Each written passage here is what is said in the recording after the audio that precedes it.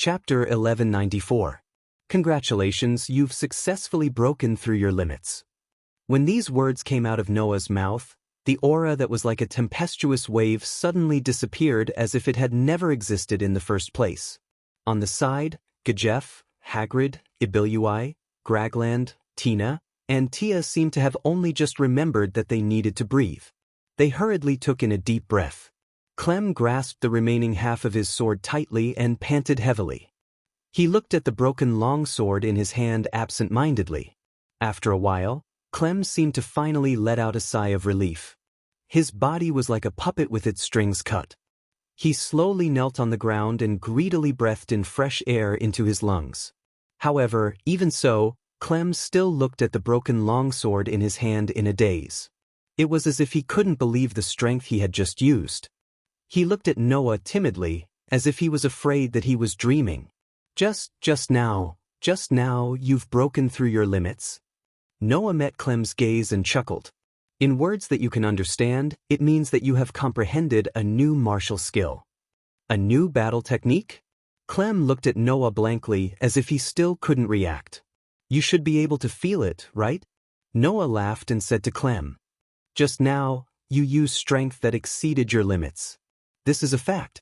Hearing Noah's words, Clem looked at the broken longsword in his hand again. No one knew better than Clem. Just now, Clem had used strength that exceeded his previous limits. Noah said that Clem had comprehended a new battle technique. It was a battle technique that could release the restrictions of the brain from the body to the senses and improve the body's functions in all aspects. After that, Clem named this battle technique brain liberation. As long as he used this battle technique, Clem's strength would increase to a whole new level. He would obtain strength that could rival platinum-ranked adventurers. This wasn't a small increase. One had to know that Clem's original strength was only comparable to a gold-ranked adventurer, which was equivalent to around level 10. He was also equivalent to a magician who could cast second-tier spells.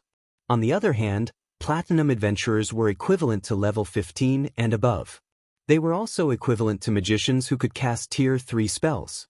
If it was said that Clem was only stronger than the average soldier when he didn't use brain liberation, then Clem was qualified to be called a first-rate soldier when he used this skill. For Clem, this was definitely an extraordinary improvement. After understanding this fact, Clem was somewhat excited and subconsciously stood up. However, just as Clem stood up, a wave of intense pain and fatigue attacked his body, causing him to lose his footing and fall forward. But before that, someone caught Clem. Don't force yourself to stand up, just sit on the ground and rest. Gujiefu appeared in front of Clem and caught him. He gently put him on the ground and looked straight into Clem's eyes. It seems that using that skill to break through one's limits for a long time will cause great fatigue and burden on the body. You have to be careful when using it. The skill called brain liberation was originally free from the limitations of the human brain on the body's muscles. The reason why the human brain would create such limitations on the muscles was to prevent unnecessary burdens on the body. Releasing such limitations would naturally cause a burden on the body, and it might even cause the muscles to break. Therefore, it was definitely not a skill that could be used for a long time. Clem seemed to have understood this point. He took a deep breath and calmed down. He forced himself to endure the pain in his body and looked at Noah. He lowered his head deeply. Thank you very much, Lord Noah. At this point, how could Clem not understand? Just now, the reason why Noah released such a powerful aura was to stimulate Clem's potential. When a person was at their limits, the chances of breaking through their limits would increase by several times. Noah, who understood this principle, after confirming Clem's determination, used this method to stimulate Clem's potential, allowing Clem to comprehend the martial skill called mental liberation. Otherwise, Noah wouldn't have released such a powerful aura to deal with an opponent who couldn't even leave a scratch on his finger. Therefore, Clem's heart was filled with gratitude towards Noah. Don't thank me. This is the result of your hard work. I only gave you a push. Noah spread his hands and acted as if he didn't do anything. Moreover, you wanted me to teach you how to fight, but I didn't have that much time to teach you step by step. That's why I chose to use such a method. It's not something to be grateful for. Even so, I am still very grateful, Clem said with a sincere tone. Without Lord Noah, I might not have been able to improve no matter how hard I work. If there is a chance, I will definitely repay your kindness. Then you should repay the warrior chief. Noah glanced at Gudjefu and said helplessly. It's because I'm indebted to Sir Warrior, and because Sir Warrior seems to care about you very much, that's why I gave you a push. This also made me realize that I underestimated Lord Dole. Gudjefu laughed bitterly. Not only are you a magic chanter whose strength is far above mine, you're also a warrior monk. Your body has been tempered to the point that it can rival steel. I'm sure I wouldn't be able to last more than 10 moves against you. This sentence was heard by Ihagi and the others who were also approaching. Magic chanter? Ibilui looked at Noah with great surprise. You're also a magic chanter? Tina and Tina also looked at each other before rising to their feet. It wasn't as if they hadn't seen people who practiced both martial arts and magic. However, as the saying goes, mastery is better than erudition. Focusing one's limited energy on martial arts and magic would only make one's martial arts and magic mediocre. To be able to improve one's magic to a level that even Gudjefu couldn't compare to, one had to be at least at the 5th tier of the fine steel tier. To be able to use 5th tier magic while also being as tough as steel as a warrior monk? Good boy, you hid your strength so well? Gagarin looked at Noah and laughed heartily after a while. Not bad, I'm interested in you. Do you want to sleep with me for a night, boy? Noah almost fell over. A one-night stand? Do you have to be so open? You'd better know your place, brainless ant. Annabelle walked over slowly and stared at Gegland with an icy gaze. You want to serve Lord Noah like this? Why don't you go back to the furnace and be rebuilt? Gagarin glowered at them, and he was just about to yell something when Tina and Tia held him back. Don't you know where you are before speaking? He has a servant who's as beautiful as Princess Lana by his side. How could he be interested in you? With that said, Tina and Tia dragged the struggling Gagarin away. That's impossible, Ibirui muttered to herself as she looked at Noah through the mask. How could a human be so strong? And he's so young. Only Mihagi looked at Noah with a twinkle in her eyes. Soon, Mihagi seemed to have made a decision. She stepped forward and spoke to Noah. Mr. Noah, there's something I hope you can help me with. Noah was slightly taken aback by Haggis's sudden words. Ebru and the others were also stunned. Then, as if they had thought of something, they stood up in surprise. Leader. Elber hesitated for a moment and said with uncertainty. You're not thinking of asking him to help you with that, are you? Gudjefu also seemed to have thought of something. He looked at Noah with bright eyes. If we can get Sir Dole's help, then there won't be any accidents. Hearing this, Noah frowned slightly and looked around. When he found that everyone's eyes were fixed on him, he looked at Mihagi. Mihagi nodded and said, Please go inside and talk. Chapter 1195. Under Ohajisai and Gudjefu's greeting, Noah brought Annabelle and the fine steel-level adventurers of the Blue Rose Guild back into the mansion and came to the hall. Other than Annabelle, who was loyal to Noah, and Clem, who claimed that he did not have the right to sit on the same level as everyone present, the rest of the people sat down. Just as they sat down, Ohajisai went straight to the main topic. I wonder if Mr. Noah has heard of the organization called Yakushi? Yakushi? Noah raised an eyebrow. Until now, most of Noah's information about this world came from the Holy Bible of Sunlight of the Sea Lien cult nation. The rest was obtained from Khan village.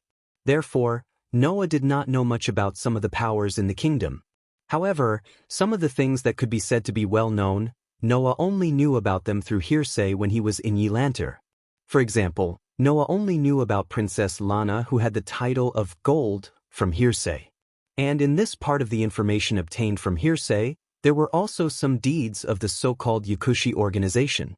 It was a powerful criminal organization that was entrenched in the darkness of the kingdom. Perhaps it was not known how powerful this criminal organization was, but from the general structure of this organization, one could more or less judge its power. It was said that the Yakushi organization was just like its name, divided into 8 departments. These 8 departments were respectively involved in the slave trade, assassination, smuggling, theft, drug trade, bodyguard, finance, and gambling, a total of 8 businesses. The departments coexisted with each other and could be said to be the number 1 illegal organization in the kingdom. Of course, this was not the most important thing. The most important thing was that this criminal organization had secret dealings with many of the kingdom's nobles. They were in cahoots with those dirty nobles, harming the people together. Their influence had already seeped into the political field. Therefore, even if in the eyes of the law, the Yakushi was undoubtedly a scourge, but because many nobles were secretly supporting this criminal organization, the kingdom could not do anything about it. Therefore, if one had to use a word to describe the Yakushi, the most suitable word would undoubtedly be malignant tumor. A malignant tumor that had taken root and sprouted underground in the whole kingdom. Now, since Ohajisai mentioned this malignant tumor, then the answer to what she wanted Noah to help with was obvious. At that moment, Noah looked at Ohajisai. "You want me to help you get rid of the Yakushi?" Hearing this, Ohajisai's expression became a little bitter. Not only Ohajisai, even Gujiefu looked like he had swallowed some bitter water, as if he could not say anything. "If we can, of course we want to get rid of this criminal organization." Ohajisai sighed. "It's just that the Hachiko's infiltration into the kingdom is really too terrifying. With those aristocrats secretly supporting them, it's really too difficult to completely eradicate them." Speaking here, Ohajisai looked and said. In the Yakushi, the 8 departments, S8 departments. The Yakushi organizations. Hearing this, Noah more or less understood what Haggis was trying to say. "Recently, we have received reliable information." Haggis looked straight at Noah. "It seems that the meeting of the managers of the various departments of the 8-book finger will be held soon." Ibilua, Gegland, and Tina straightened their backs slightly at Haggis' words. Noah, who was keenly aware of this, came to a realization. No wonder the 3 fine steel-level adventurers from the Blue Rose would suddenly appear in a border area like Yi Lantir. It turned out that they had gone there to collect information on the Hachibana. "Do you still remember the outlaws from yesterday, Sir Dole?" Gujiefu asked Noah. "Those are the pawns that Hachibana first sent to the capital to prepare for the meeting. My subordinates discovered their tracks by chance, so I led the troops to chase after them. This proves that the meeting of the various departments of Hachibana will indeed be held in the capital in a few days.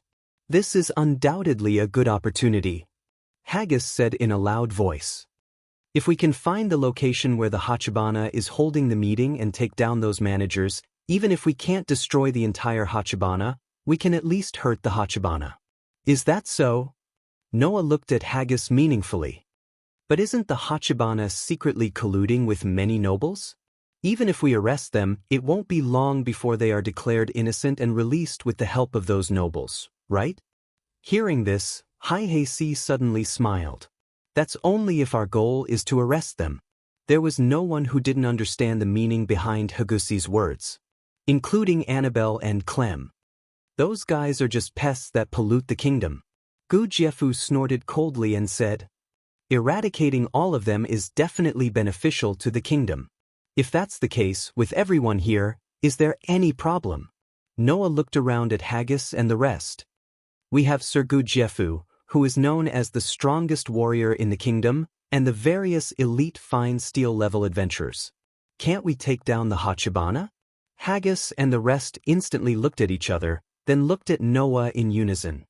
"Mr. Noah, the criminal organization of the Hachibana is not simple at all," Haggis said seriously. "In the 8 departments of the Hachibana, the security department in charge of bodyguards has many experts. Among them, there are 6 of the highest-level bodyguards known as the 6 Arms. It is said that every member of the 6 Arms is an existence that can compete with the fine steel-level adventurers. Every one of them is very strong." Gujiefu continued Haggis' words. "In terms of combat power, although the members of the Songqiang are also fine steel-level adventurers, there are only 5 of them. Moreover, the other side not only has the 6 Arms level bodyguards, but also other combat personnel of various sizes. If the members of the Zhangqiang were to face them alone, I'm afraid it would be quite disadvantageous. Noah's heart skipped a beat as he glanced at Ibirui. Ibirui seemed to have felt Noah's gaze and glared at Noah. Gujiefu probably didn't know Ibirui's true strength, right? Otherwise, he wouldn't think that the Zhangqiang couldn't deal with the six arms. With Ibirui's strength of at least level 50, even if she faced all the members of the six arms, she should be able to win. However, the small soldiers of the Hachibana were indeed a problem. Originally, we came here with the intention of asking the chief warrior to help us a little. With the chief warrior's troops, we have more confidence in dealing with the Hachibana. Haggis shook her head. However, although the chief warrior's troops are directly under his command, after all, his job is to protect the king. He can't freely dispatch them for personal purposes. Personal purposes? Noah narrowed his eyes and sneered. So, to annihilate the criminal organization, there is also a personal purpose. You can't openly dispatch the country's troops for assistance? Haggis and Gujiefu were suddenly speechless. However, that was something that couldn't be helped. If they openly dispatched troops to deal with the Hachibana, the nobles who received the news would definitely not let it go. Yesterday, it was because the Hachibana's outlaws were fighting on the streets that gave Gujiefu an excuse to dispatch troops. Otherwise, those nobles who were in cahoots with the Hachibana would definitely not watch Gujiefu attack the Hachibana. Therefore, Haggis and Gujiefu also had their grievances unspeakable. Noah secretly shook his head and asked such a question. Speaking of which, why do the members of the Zhangqiang need to point out the Hachibana? That shouldn't be allowed, right? The establishment of the Adventurers Guild was mainly to protect humans from external threats, which was to deal with all kinds of demi-human monsters, thus protecting the human residents. For this reason, the guild had an unwritten rule, which was to never interfere in the disputes between humans.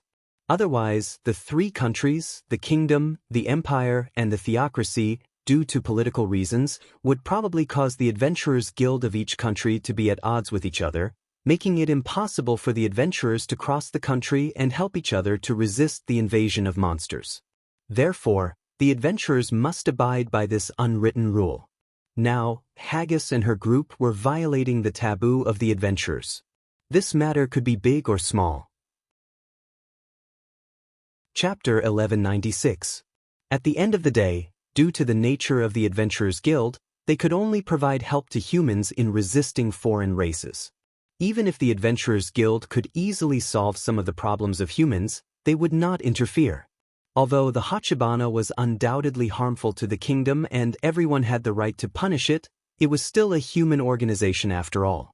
Therefore, due to the nature of the organization, the Adventurers Guild would not interfere with the commission to deal with the Hachibana. In other words, it was impossible for Hagi to deal with the Hachibana because of a commission. To be more precise, it should be said that it was impossible for it to be because of a certain commission that was acknowledged and issued by the Adventurers Guild.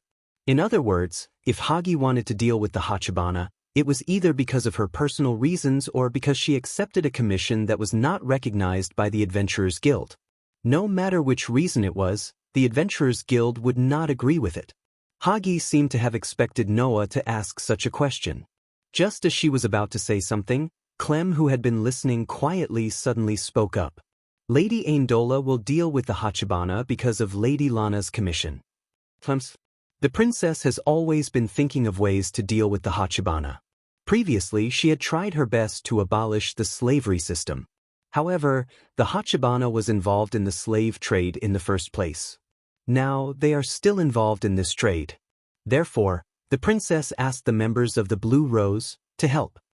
This was the reason why Clem was here. Lana and I can be considered to be very good friends in private. That is why I cannot ignore her request. Haggis laughed in spite of herself. Moreover, to the kingdom, the Hachibana is also a tumor. If it is possible to get rid of it, I will not refuse. As for the Adventurers Guild, you don't have to worry about it. Ibirua glanced at Noah. Although we violated the rules by getting involved in the conflict between humans, we're still fine steel adventurers. We can be considered the representative of the entire kingdom's adventurer guild. Moreover, the people we're dealing with aren't good people. The guild will still choose to turn a blind eye to our actions. Indeed, in the Adventurers Guild, fine steel adventurers had many privileges. Even the guild could not punish fine steel adventurers, let alone banish them. That being said, reputation and evaluation were also very important to adventurers. If they didn't have a good reputation, they wouldn't be able to accept many commissions. Although Hagi and her team would not be punished for dealing with the Hachibana this time, they had still broken the rules and their evaluation in the guild would still be lowered. Presumably, it would cause some kind of damage, right? However, Hagi still accepted the princess's request without hesitation. The rest of the members didn't seem to have any objections. So, Agagi and her group were really thinking for the kingdom, right? I was born a commoner, and I relied on my strength to get the position of warrior captain. I'm trusted by the king, and I've become a thorn in the eyes of the nobles. They can't wait to find a chance to get rid of me. They're always watching me, and it's no doubt inconvenient for me to take action. Gu Jiefu looked straight at Noah. Furthermore, the nobles are in cahoots with the Hachibana. My direct subordinates and I are unable to act rashly. That's why, if it's possible, we hope to receive your assistance, Your Excellency Dole. Of course, we won't let you suffer a loss. Hagi smiled mischievously. As the biggest criminal organization in the kingdom, the Hachibana must have taken a lot of benefits in secret. In the process of eliminating the Hachibana, no matter what kind of benefits we get, those benefits will belong to Mr. Noah. What do you think? Hagi's words made Noah laugh uncontrollably. Is this considered as a double cross? Anyway, if it's confiscated, it will be divided among the nobles who are in cahoots with the Hachibana for various reasons, right? Hagi shrugged. If that's the case, why don't we give it all to Mr. Noah? We can let anyone take advantage of it, but not those rotten people. Noah didn't know whether to laugh or cry, but he was indeed tempted. As the biggest criminal organization in the kingdom, the Hachibana was definitely the kind that was overflowing with wealth. Although Noah had endless steel to sell to ensure that there would be no shortage of funds, the operation of the big underground tomb in Nasarick was not only inseparable from money, but also the production of various weapons, equipment, and props could not be done without materials. In the Hachibana, there should be a lot of such materials, right? Moreover, many of the equipment, props, and items in this world also had magical uses. There must be a lot hidden in the Hachibana. For these resources, Noah had enough reasons to agree. What's more, Gujiefu let Noah get a huge gain with his own connections. Noah still owed this warrior such a favor. Since dealing with the Hachibana could give him a huge gain, and he could also return Gujiefu's favor, it was worth it to make a move. Annabelle. Noah looked slightly at Annabelle, who had been standing behind him, and asked, "What do you think?" Annabelle was slightly stunned. She didn't seem to expect Noah to ask for her opinion. When she reacted, she immediately said, "Everything will be decided by Master Noah." Well, this answer was within his expectations. At that moment, Noah pondered for a moment and looked at Agagi and Gujiefu. "What do you plan to do?" Hearing this, Agagi and the others suddenly smiled. This matter was settled.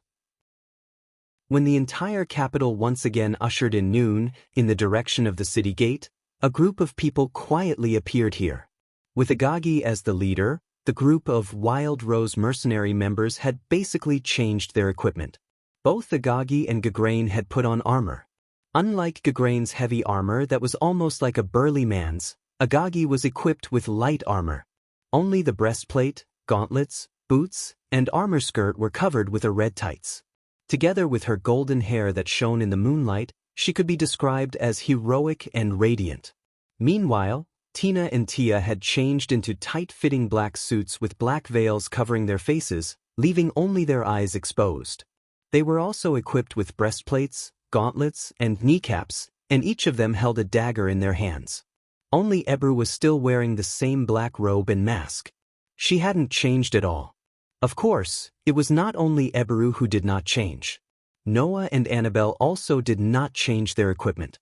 The group stood in front of the city gate. After confirming their equipment and the number of people, they nodded to each other. Then, let's confirm the battle plan for this time, Agagi said as she stepped forward. She had Tina and Tia spread out a map and pointed to a location on the map. Our target this time is here. This is... Noah looked at the mark on the map and frowned slightly. A village.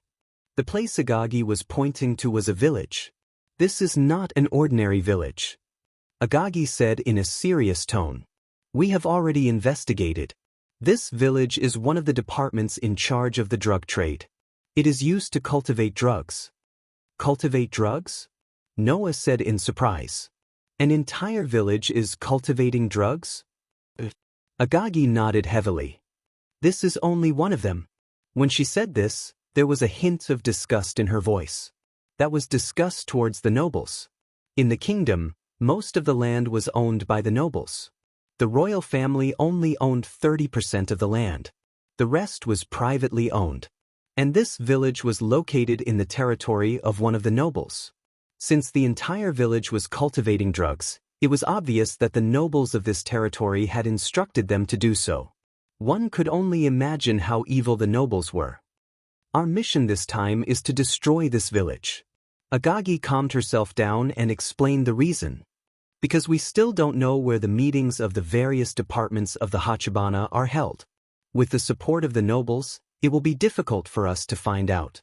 So, as long as we attack this village, we will definitely alert the other party. Alert the other party? Noah was confused. What would happen if they alerted the other party? Wouldn't it alert the other party and make them more vigilant?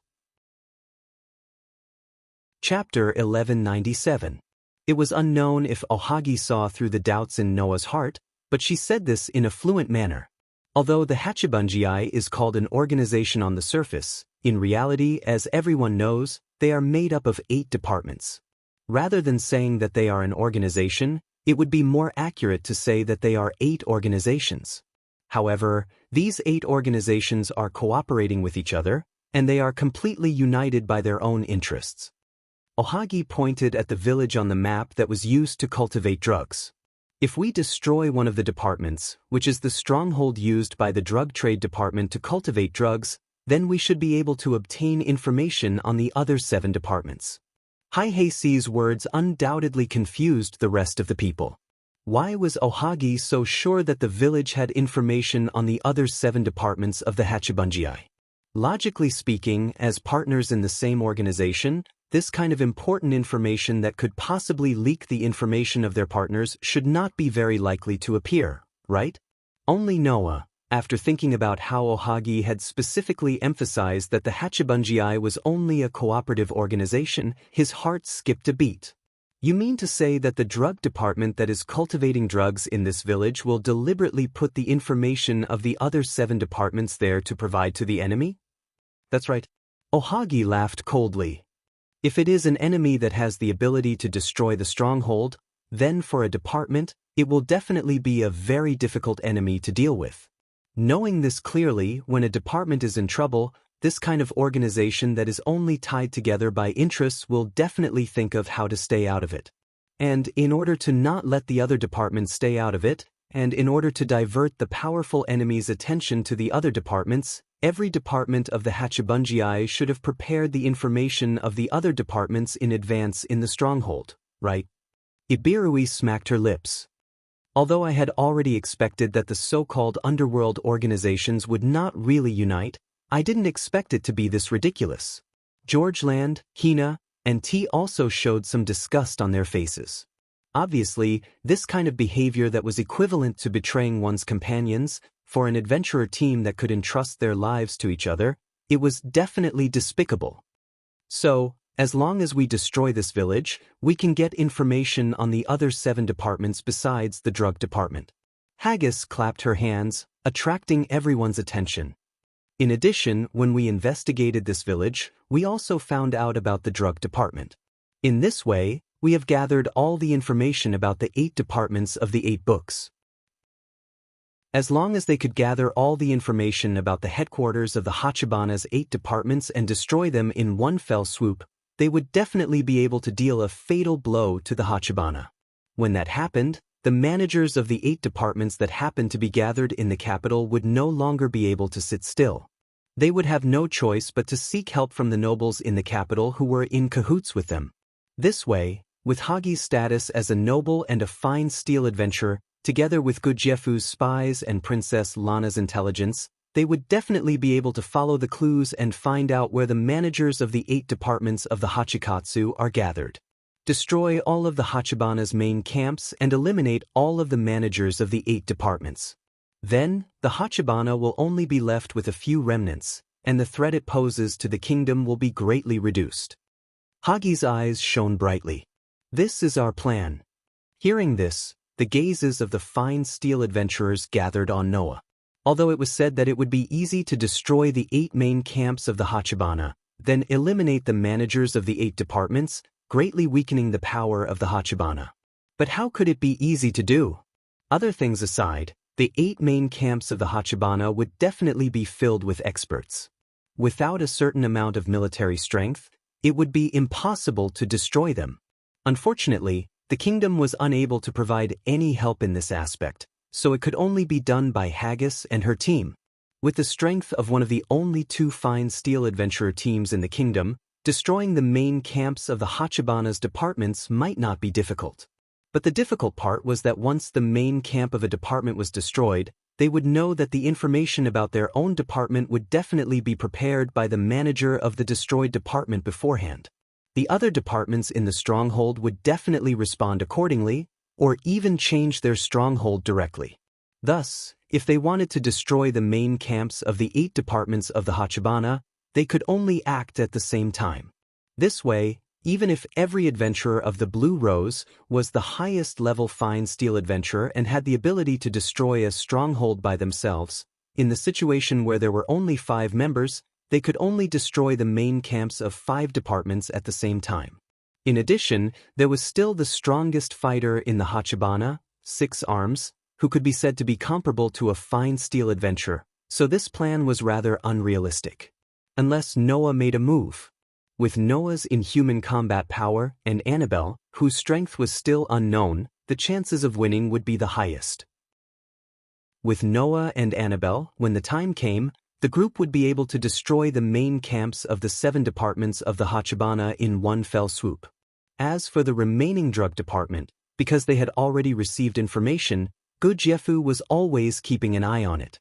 Even if the troops directly under him couldn't be dispatched, they would still be able to deal with one stronghold. So, as long as Noah made a move, this plan would have a chance of succeeding. Under everyone's gaze, Noah spread his hands. Then, destroying this village that is cultivating drugs is the first step of the whole plan, right? Ohajisai nodded, her hand moved up from the map, and pointed to a mountain range. However, if we want to go to that village, we have to pass through this mountain range on the way. There are many magic beast tribes living in the mountain range, so we have to cross over to reach that village. After saying that, Ohajisai let Hina and T put away the map and looked around at everyone. We don't know when the meeting of the 8 departments of the Hachibana will be held, so we have to hurry up and not let the other party's meeting end and leave the capital. Then, we won't be able to catch those managers. Everyone nodded one after another, indicating that they understood. Then, let's use flight first and rush to the mountain range in one go, then enter the mountain range. Ohajisai looked at Noah and Annabelle. Can Mr. Noah and Miss Annabelle use flight? No problem. Noah nodded. Let's go. After receiving Noah's signal, Ohajisai and Ebru stepped forward at the same time and took out a scroll of parchment from their arms. It was a scroll. Ohajisai and Ebru shook the scroll in their hands at the same time. With a wave of magic, 2 translucent floating boards appeared behind the 2 girls. That was the first grade spell called Floating Plank. Its effect was just like its grade, it was not very big, and it could only create a translucent floating board. The size and maximum weight of the floating board created by this spell were originally affected by the caster's magic power. However, if this spell was launched with a scroll, then the maximum weight would be 1 square meter, and the weight would be 50 kilograms. The floating board created by this spell would move behind the caster, and it could be as far as 5 meters away. Now, The reason why Ohajisai and Eber used a scroll to launch the spell was to let Gerland, Hina, and T, who could not use flight, ride on it, and let Ohajisai and Eber carry it on their journey. The reason why they did not need to carry it was because this spell could block the weight. If they carried it, it would affect their flying speed due to the weight. If they used this spell, then it would not affect their flying speed. The only thing to worry about was whether Gerland, Hina, and T exceeded the limit of 50 kilograms. Fortunately, Hina and T were not that heavy, and the two of them could ride on one floating board. Gerland's heavy body was a problem, but she had a magic ring that could reduce the weight, so there was no problem. Thus, not long after, the group flew into the sky at the same time and disappeared in midair. It had to be said that using the flight spell to hasten their journey was indeed very efficient. In less than an hour, the group arrived at the designated mountain range. Let's land at the edge of the mountain range. In mid-air, Ohajisai said so. There are many flying magic beasts in the mountain range. If we fly directly, we will definitely be attacked by a large number of flying magic beasts. The group nodded and followed behind Ohajisai, descending towards the mountain range. Chapter 1198. In a corner of the forest at the edge of the mountain range, Noah and the rest landed on the ground at the same time. Noah raised his head and looked around. When they were in the air, Noah saw that this mountain range was basically a forest. As long as they crossed the forest, they would be able to reach the village on the other side of the mountain range, which was used by the Yakumo Drug Department to cultivate drugs. In fact, whether it was in the game or in this world, there was the existence of teleportation magic. That was magic that was above the 5th grade. Depending on the grade, the distance that teleportation magic could teleport and the number of people that it could carry would also be different. However, there was a type of magic called teleportation gate that could directly open a door between two locations regardless of the distance between them. After passing through the door, then, no matter if it was a living or non-living thing, they would be able to instantly reach the location on the other side of the door. Noah did not know how to use this kind of magic. However, in Noah's treasure trove, there were many tools that could use the effect of portal. Moreover, even if he did not use those tools, Noah could use the guild weapon Ain's Uargong's staff that he obtained from the underground tomb in Nassarik. If he used the portal, it would only take a moment to reach the village. However, teleportation magic would always be accompanied by many uncertainties. Just like the underground tomb in Nassarik, wouldn't it be able to hinder the activation of teleportation magic? There were many tribes of magical beasts living in this mountain range, and perhaps there would also be ways to hinder and delay the activation of teleportation magic. Therefore, if they were to recklessly activate the teleportation magic and cause the group to be teleported to places like the underground, then they would be done for. This was also the reason why Ohajisai did not suggest using teleportation magic. After all, Ibirui could use the 5th grade teleportation magic. Moreover, if they were to fly, they would also be attacked by flying magical beasts, so for the sake of safety, they still thought that they should use the method of walking to cross the mountain range. In the forest, with Noah as the leader, everyone was observing their surroundings and fell into silence. This was because everyone present could feel the murderous aura and heavy atmosphere in the air, which proved that there were magical beasts everywhere in the mountain range. We need to be careful to avoid a fight. Ohagi lowered her voice and said to everyone, "Once we attract an entire tribe of magical beasts, even we will be at a disadvantage in battle." "It's not as simple as that, is it?" Ibilua suddenly interjected. "If we cause too much of a commotion and attract several magical beast tribes, then even we can only flee." "We'll have to see what kind of monster it is," Geekland said casually as he carried his weapon. "If they're goblins and ogres, it doesn't matter how many of them there are. On the other hand, if a few of the more powerful Undying come, we'll be in big trouble," Tina said. "When I was collecting information, I heard that in this mountain range, there are indeed some powerful undead. Even the demon tribes are not willing to provoke them. But don't we still have Mr. Noah and Iberia?" T retorted. "With those two around, even if there are powerful undead, it shouldn't be a problem, right?" Everyone's words made Noah mutter in his heart. That might not be the case.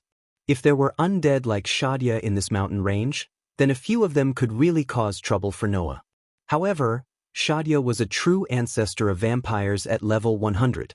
With the power level of this world, even if there were such existences, it was impossible for there to be so many of them. Moreover, this mountain range was not very far from human settlements. Many people had crossed this place before. If there really were undead of that level, then this place would have become a complete forbidden zone. No one would want to come here. In short, it's better to be careful, Noah reminded. I can feel the aura of many magical beasts mixed in the air. There should be many magical beasts living nearby. Regardless of their level, if we get entangled with them, it will definitely take some time. If it takes until night time, then it will be troublesome. Everyone immediately looked at each other and nodded their heads. If they were to fight at night, it would indeed be quite disadvantageous for humans. This was because many magical beasts had night vision and would not be affected by darkness. Humans did not have this ability. Although there were magic tools that could give people night vision, it was best to avoid fighting at night if they could avoid it. Moreover, it was not just night vision. Many magical beasts had powers that humans did not have. Undead would not tire, but humans needed to rest at night. Once they fought at night, it would definitely be very bad for humans. Immediately, after everyone confirmed the tools they could use, they raised their vigilance and walked into the forest. Noah walked at the back of the group of fine steel adventurers. No, the one walking at the back should be Annabelle. At this time, the combat maid was observing the surroundings while approaching Noah to ask for instructions from Noah. Lord Noah, since we're going to fight the tribes of monsters and humans, why don't we ask Nassarik to send an army over? No need. Noah shook his head. The creatures in Nassarik are all mutants. It is not suitable for them to move in groups in front of humans. Moreover, with our strength, it will not be difficult to solve this incident. There is no need to mobilize a large force. You just need to be ready to go all out at any time. Yes. Annabelle bowed her head and accepted the order. Then she continued to guard Noah's back, vigilant of the surroundings. Although Annabelle was only level 63, she was an 8th order magic caster. As long as Annabelle went all out, she would definitely be a legendary existence for humans who could not even use 7th order magic. In order not to cause unnecessary trouble, Noah let Annabelle only use 5th order magic on the surface. However, if they really encountered trouble, they would be fools to hold back. So, the group began to move cautiously in the dense forest, but they moved unswervingly in the direction of the village. The forest was eerily silent. There was not even the sound of birds, beasts, or insects. Under such circumstances, in order to avoid fatigue caused by high concentration, Noah and the others divided into groups to guard the surroundings. However, the more they walked, the more Noah felt that something was wrong. It's a little strange. Although Noah's muttering was soft at this moment, even the sound of a needle falling to the ground could be heard clearly. No one could not hear his voice. Mr. Noah, do you think so too? Annabelle slowly came to Noah's side. She did not care about the difference between a man and a woman. She directly stuck close to Noah and let her voice be as soft as possible. In any case, it's really strange for it to be so quiet. Even if there are no birds, beasts, or insects, it's fine. There are many magical beast tribes living in this mountain range. It's impossible for there to be no movement. Noah did not care about the fragrance from Annabelle's body and said to himself, moreover, the atmosphere in the air is getting more and more oppressive. It feels like something incredible is about to appear in front of us. Annabelle was silent. The forest where there were no signs of magical beasts was silent. That silence made one's hair stand on end. The forest was filled with a dangerous aura, not knowing what would happen at any time. The road started to become uneven again. Sometimes, there would even be 3 or 4 forks in the road. It was like an intricate maze. Annabelle, Ibirui, and the others did not want to miss a suspicious place. They spread out a security net in all directions. With the help of the map, they chose the path to their destination and went deeper into the forest. However, the more they went, the more the oppressive atmosphere and uneasiness spread in the hearts of the group. Finally, at a certain moment, Noah suddenly raised his head and looked forward. "It's here." This sentence did not elicit any reaction from anyone. It should be said that it did not have time to elicit any reaction from anyone. In the next second, in front of them, a slight tremor came very suddenly. Everyone's eyes narrowed. A large group of black shadows appeared without any warning and rushed over amidst the slight tremor of the ground. Chapter 1199. Rumble. As the tremors on the ground became more frequent and violent, the main body of a large group of black shadows that surged out from the forest in front was also exposed in front of everyone. It was a herd of horses. They were a group of 8-legged horses that were larger than ordinary horses. That's... Noah's eyes flashed. 8-legged horses? 8-legged horses. They were a type of demonic creature. They looked like horses but had 8 legs. They were known for their outstanding muscle strength, endurance, and mobility, and were generally regarded as the most outstanding land demonic creatures. These demonic creatures were not unfamiliar to humans. Regardless of whether it was in kingdoms, empires, or theocracies, there were people who specialized in capturing and taming these demonic creatures for daily use. Of course, no matter how much they resembled horses, these 8-legged horses were still demonic creatures. Not only did they possess a certain degree of strength, but they were also extremely ferocious. It was extremely difficult to capture or tame them. Because of this, the market price of 8-legged horses was shockingly high. They were more expensive than 5 well-trained war horses. Even ordinary nobles couldn't easily own one. Now, the herd of 8-legged horses that numbered in the hundreds were like galloping wild beasts. They raised their heads and neighed at the sky with ferocious glints in their eyes. They charged forward in a frenzy amidst the powerful stomps of the ground. If such a herd of demonic creatures charged over, no matter how strong a person was, they would most likely lose their life to their powerful legs. Thus, without any hesitation, Hagrid gave the order. Go. Ibirwa, Gorgland, Tina, and Tia raised their heads at the same time. They moved at the same time as if they had agreed beforehand. Roar! The burly Geegland let out a furious roar. He raised the weapon in his hand and charged towards the horde of 8-legged horses in front of him. The weapon in Gorgland's hand was a warhammer with spikes protruding from the side like an axe. It was a first-tier weapon that could even shatter steel with a single strike. It wasn't just the weapon. Almost all of Gorgland's equipment could be considered top-tier magic tools. Geegland was like a war chariot as he fearlessly charged into the horde of 8-legged horses with his top-tier equipment and powerful physique. Just as Gorgland was about to come into contact with the horde of 8-legged horses, he smashed the warhammer in his hand heavily onto the ground. Bang! The moment the muffled sound rang out, a shocking shockwave burst out from the ground, smashing the ground into pieces. The shockwave that exploded surged toward the horde of 8-legged horses like a tide, sending the incredibly strong demonic creatures flying and instantly disrupting the horde's momentum. Chi! Almost at the same time, 2 black shadows tore through the air and shot out explosively from the sides of Gerland, who hadn't retracted his spiked warhammer from the ground. Like ghosts, they swept past the 8-legged horses that were sent flying. Poochie! The sound of their bodies being pierced reverberated through the air. It was the sound of the 8-legged horses' bodies being sliced apart by the sharp daggers in the instant that the 2 shadows flashed past them. In the next second, the 8-legged horses that were sliced apart by the sharp daggers fell to the ground one after another. The 8-legged horses that fell to the ground either turned a strange green all over, or their wounds didn't shed a single drop of blood. It was as if they had been sucked dry and shriveled up. The 8-legged horses that had turned a strange green all died from poison. The poison dagger that they had bought from Noah was fully utilized by Tina and Tia. In addition to the poison dagger, Tina and Tia also had their own famed weapon, the vampiric dagger. As the name implied, it was a special weapon that could absorb all blood in an instant. The 8-legged horses that didn't shed any blood and shriveled up were easily killed by this weapon.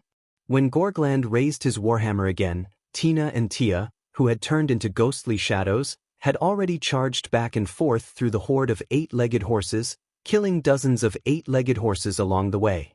As for Ibirwa, This young girl used fly when Gorgland, Tina, and Tia charged out. She floated in the air and waved her hand. Rich magic fluctuations immediately reverberated around her petite body. In the next moment, a series of crystal-like knight spears suddenly appeared around Ibirua. Like arrows, they shot out explosively and fell into the horde of 8-legged horses. Poochie poochie poochie poochie.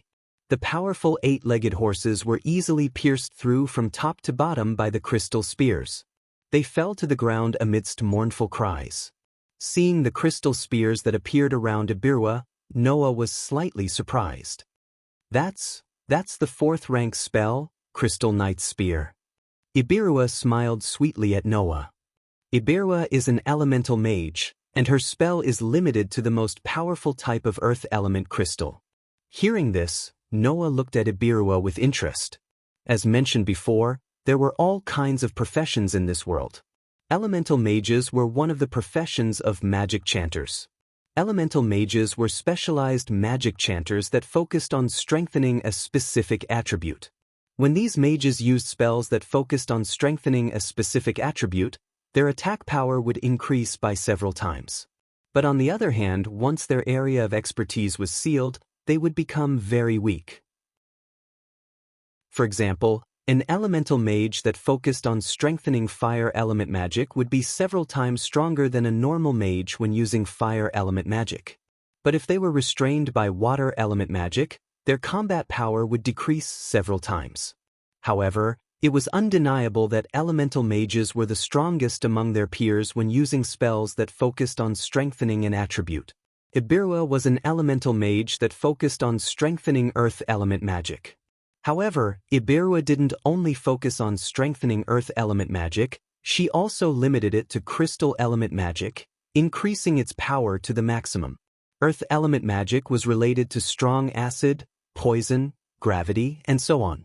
Among these domains, there were also some specialized types that were more powerful than ordinary earth magic such as acid, poison, and gravity. Gemstones were one of the specialized earth element spells. And not only did Ibirua choose the specialized gemstone area, she also limited it to crystal element magic, achieving the true meaning of strengthening. Originally, elemental mages had the highest power among their peers when using spells that focused on strengthening an attribute. While becoming an elemental mage, Ibirui also chose the gem specialization, which was more powerful than most spells in the earth magic. Under such circumstances, Ibiru was still not satisfied. She restricted the crystal type of the gem specialization and strengthened the earth magic of the crystal type to the limit. Triple enhancement. One could only imagine how frightening Ibirui's earth magic was when she used crystal gem enhanced earth magic. Noah even noticed that Annabelle couldn't help but glance at Ibirua. That was because Annabelle was also an elemental mage that focused on strengthening lightning element magic. That was why no one knew better than Annabelle just how much power Ibiru's extreme enhancement would bring out. Ibirua's level wasn't as high as Annabelle's. However, Annabelle had no choice but to pay attention to Ibirua, who had enhanced her magic to such an extent. Noah estimated that if Annabelle and Ibirua were to fight, Annabelle would still win. However, if Annabelle didn't use her most powerful 8th-grade magic, it wouldn't be that easy to defeat Ibirua. Ibirua kept throwing her crystal knight spear, piercing through the bodies of 8-legged horses one after another. Tina and Tia also shuttled through the horde like a gust of wind, using their poisoned dagger and vampiric blade to instantly kill magical creatures. Gagrain also violently swung the heavy hammer in his hand, smashing away the 8-legged horses that were much stronger than him. Noah smiled faintly. As expected of a team of elite steel adventurers. Both their strength and cooperation are impeccable. Being praised by such an unfathomable person like Noah made Ibirua puff up her chest and reveal a happy expression. After all, that was Ibirua's team, wasn't it? Chapter 1200. Bam! When the last 8-legged horse fell to the ground with a muffled thud, the entire space returned to silence.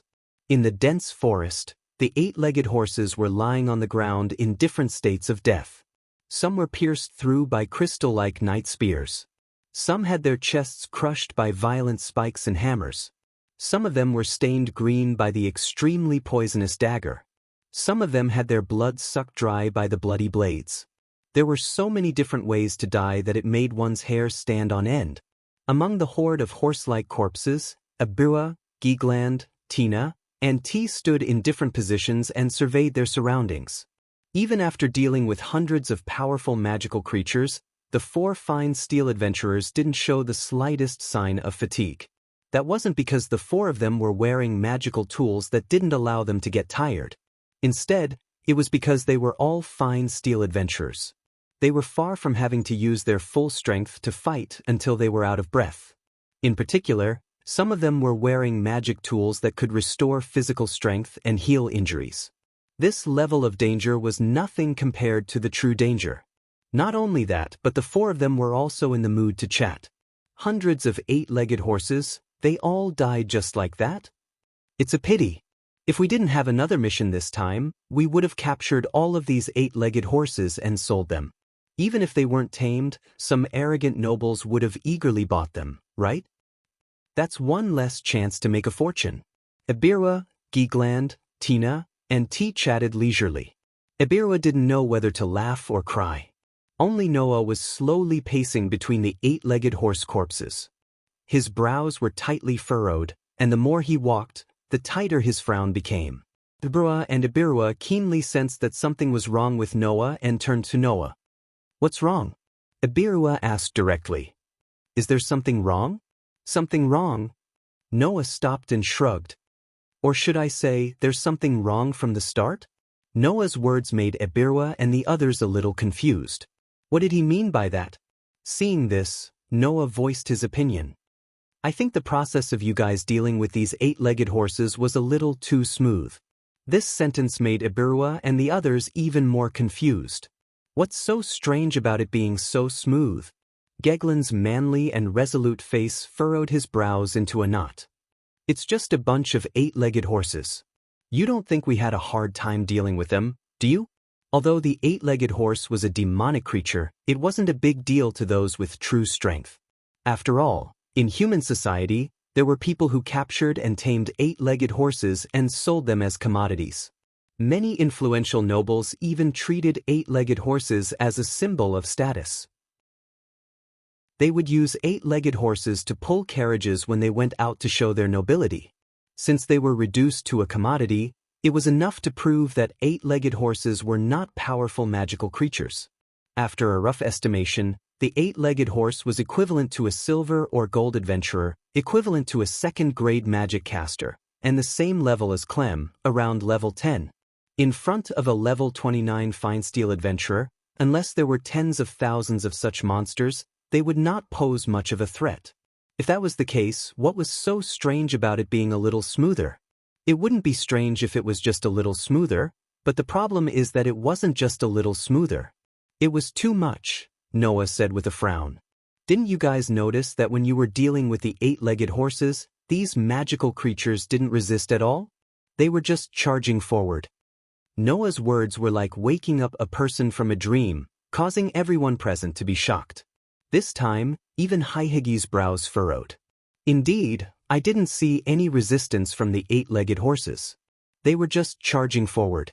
This is too abnormal, right?" Noah interrupted Ibirwa and exposed what he was thinking. It didn't look like they were charging at all. It looked more like they were running for their lives. Running for their lives? Ibirwa, Gorgland, Tina, and Tia looked at each other. Running for their lives? The 8-legged horses were running for their lives? Actually, Noah didn't say one thing. That was, the entire forest was too quiet. Logically speaking, since there were quite a few magical creature tribes here, it shouldn't be so eerily quiet. Unless something unusual had happened. Thinking of this, Noah turned his head and looked in the direction where the 8-legged horses had come from. If he wanted to know the answer to this, he would have to go and take a look. And so, Noah didn't hesitate and walked in the direction the 8-legged horses came from. Without any hesitation, Annabelle immediately followed behind Noah and moved forward together. Haggis and the others glanced at each other, then followed after him. In the end, they didn't walk for long. About 20 minutes later, Noah was the first to stop. He looked ahead with a hint of astonishment on his face. It wasn't just Noah. Even the group of fine steel adventurers who had followed them widened their eyes. This was because what appeared before them was an extremely abnormal scene. To be more precise, it was an open space that had been ravaged beyond recognition. The dense trees that were originally everywhere seemed to have been crushed by something, breaking apart and creating an empty space. The ground also seemed to have been crushed into powder and gravel, as if there was a huge monster that had gone on a rampage. What was even more horrifying was that there were traces of a strange liquid everywhere in such an open space. Some of the trees that had turned dark purple also had the same strange liquid on them. It made the trees seem as if they were burning, emitting black smoke and a pungent stench. What's going on? It stinks. Both Tina and T covered their noses with their arms. Ibirua and Gagrain's faces were tense. Because Ibirua was wearing a mask, no changes in her expression could be seen. However, one could still feel that her gaze was full of astonishment as she looked at the ravaged open space in front of her. Noah, on the other hand, noticed something else.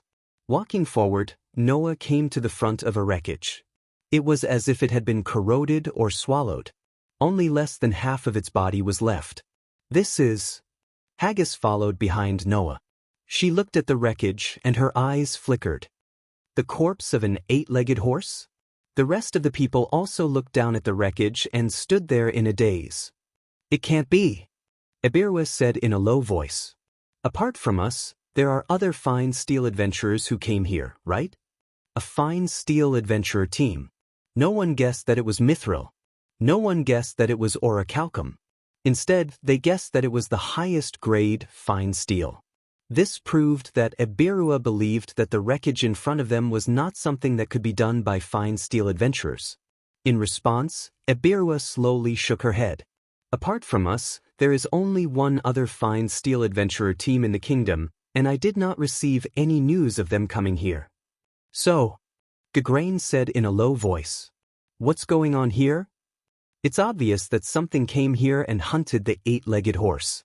Noah glanced at the wreckage on the ground. Moreover, it's not an adventurer. Silence descended upon them. I have a bad feeling about this, Ibirua said, as if she wanted to express her thoughts on behalf of everyone else. Let's leave this place quickly. No one objected to Ibirua's words. Except for Noah. Leave. Noah chuckled and shook his head. He looked up and stared ahead as he uttered these words. How about we ask that big guy over there if he agrees? Chapter 1201. For a moment, almost no one reacted to Noah's words. Of course, there was no need for them to react. Because in the next moment, everyone trembled all over, as if they were covered by sticky air. Their necks stiffened, and they raised their heads to look forward. Roar. It was a sound that sounded like the growl of a huge beast. When such a sound rang out, but it echoed very clearly in the entire space, everyone present saw it. In front of them, in the depths of the forest, a huge shadow suddenly emerged, dragging a long tail behind it. As the ground trembled slightly, its body stretched out. Because it was still daytime, everyone's vision was not greatly limited. Therefore, almost at the instant that the huge black shadow appeared, many people were able to see the full appearance of that figure. It was precisely because of this that except for Noah and Annabelle, the rest of the people's bodies stiffened. It couldn't be helped. The monster that appeared in front of everyone was a little too shocking. What slowly emerged from the depths of the forest was a monster from head to toe. Its appearance was like a lizard, but also like a python. Its body was nearly 10 meters long, and it was holding an 8-legged horse with only one leg exposed to the outside in its mouth. Such a huge monster stretched out its huge head from the depths of the forest while casting its gaze on Noah's group. With the Hagis in the lead, Ibirua, Gegland, Tina, Tia, and even Annabelle felt as if their bodies were frozen at this moment. Their bodies began to stiffen. Retreat! Noah shouted without hesitation. Don't be stared at by its eyes. Noah's reminder finally made everyone present react. Retreat! Ihagis shouted. Don't look at its eyes. After that, everyone turned their heads and rushed out without any hesitation in another direction, disappearing from the huge monster's sight. At the same time, the huge monster's pair of eyes burst out with a ferocious glint. It let out a loud roar and rushed toward Noah's group. Clap, clap, clap, clap. In an instant, wherever the huge monster passed, the trees were smashed into pieces. Taking a closer look, the trees and ground that were hit by the huge monster were corroded by the viscous liquid that dripped down from the monster's body, emitting black smoke and a foul stench. Sensing the menacing behemoth behind him and the huge commotion, Geegland was the first to shout. "It's a huge basilisk! What kind of joke is this?" Huge basilisk. Anyone who had a little knowledge of monsters would know the name of the huge basilisk. The reason was simple. That was a monster through and through. Its gaze had the effect of petrification. Its body fluid was a level of poison that could instantly kill people. Its scales and skin was comparable to the metal known as mithril. It was an extremely terrifying type among monsters, a huge monster that was above the level of fine steel adventurers. Especially for close-range combatants, its body fluid was highly toxic. Its scales and skin were incomparably hard. Even its gaze could petrify people. It was the natural enemy of natural enemies. It might be difficult to understand the strength of the huge basilisk, but it was much more obvious if it could be differentiated by level.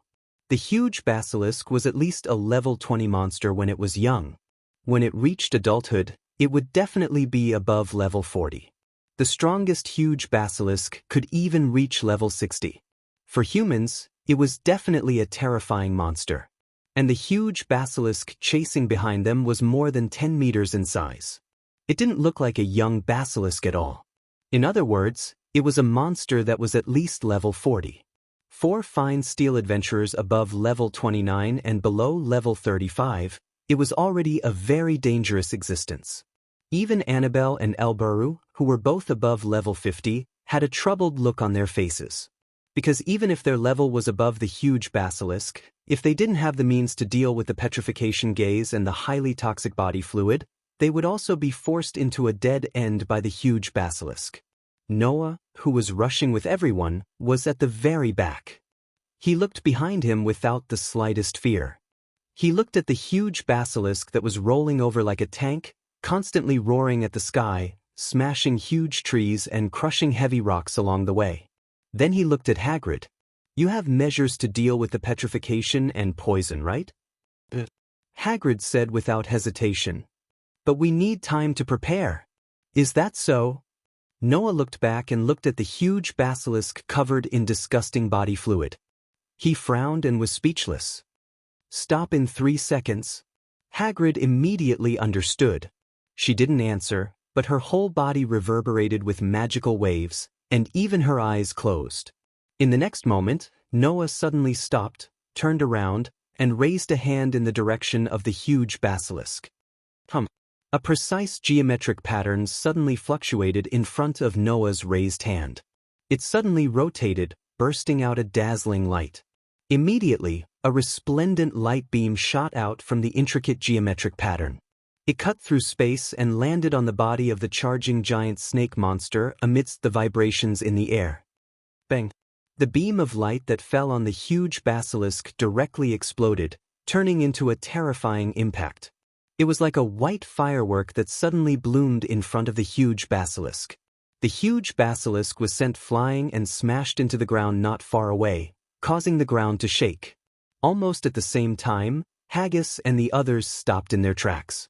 Hagrid, who was at the back, had her eyes closed from beginning to end. The magical waves reverberating from her whole body became more and more intense.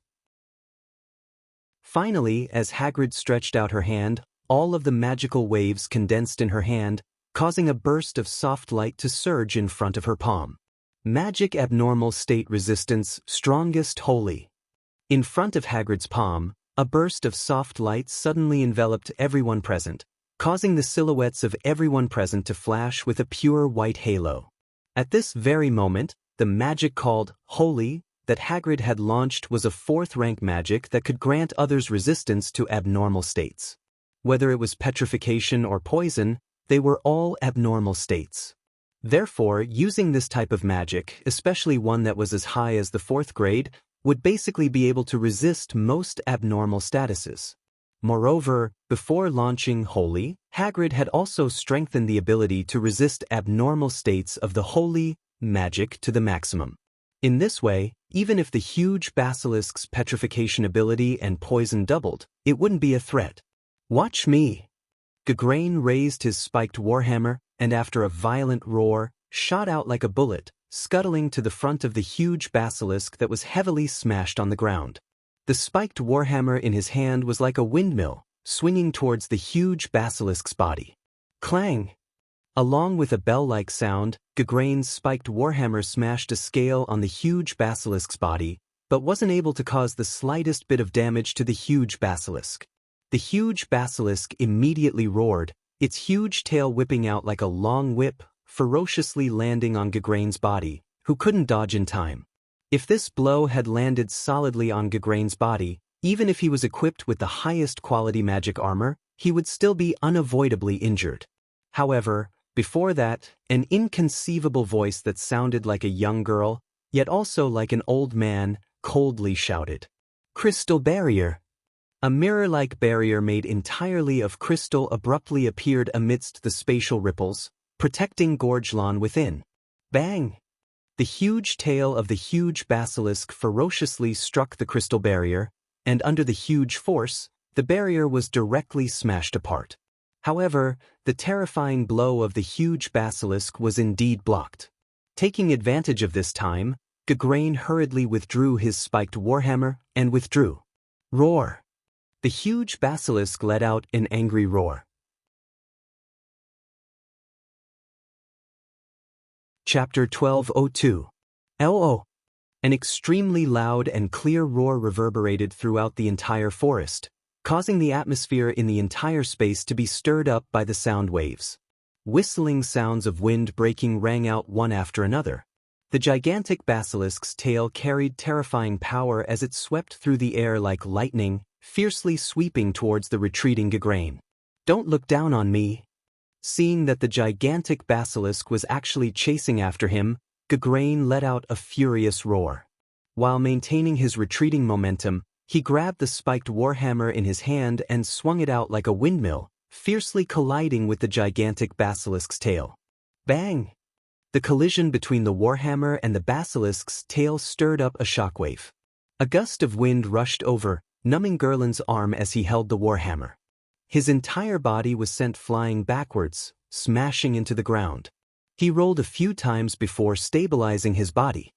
He then leaped up and knelt on the ground with one knee, panting rapidly. As for the gigantic basilisk's tail, it paused for a moment in the collision. Some of the scales on it seemed to have cracked, but it wasn't damaged. The hardness of the gigantic basilisk's scales and skin was comparable to that of mithril.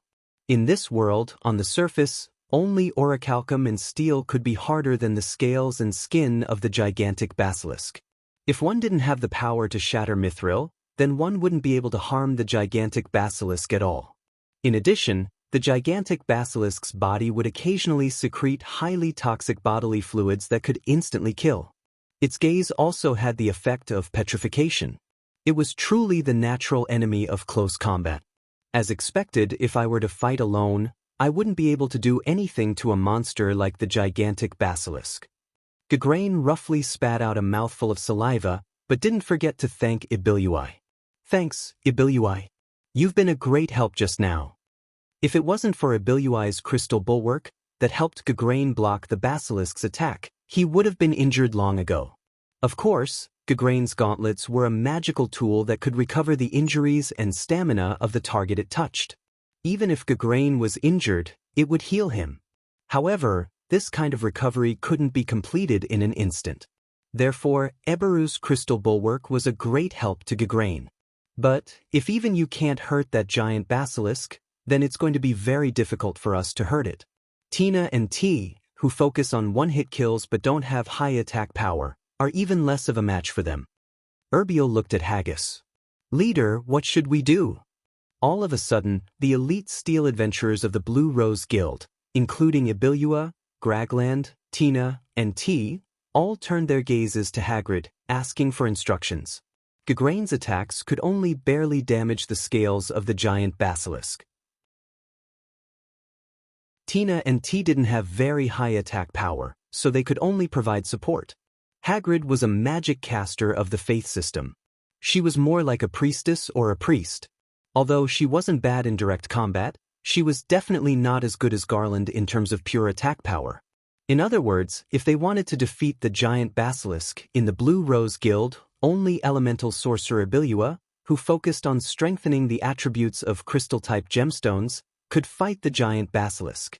Judging from the current situation, the elite steel adventurers of the Blue Rose Guild would win in the end. However, not only would that take a lot of time, but it would also be accompanied by unpredictable dangers. Therefore, considering that they had other motives, fighting the giant basilisk was definitely not advisable. However, even if they knew that there was no benefit in this battle, what else could they do? Roar! The giant basilisk let out an earth-shattering roar. Its voice was full of violence, and its huge pair of blood-red eyes were like two huge red lanterns. With extreme violence and malice, it glared at Haggis and the others.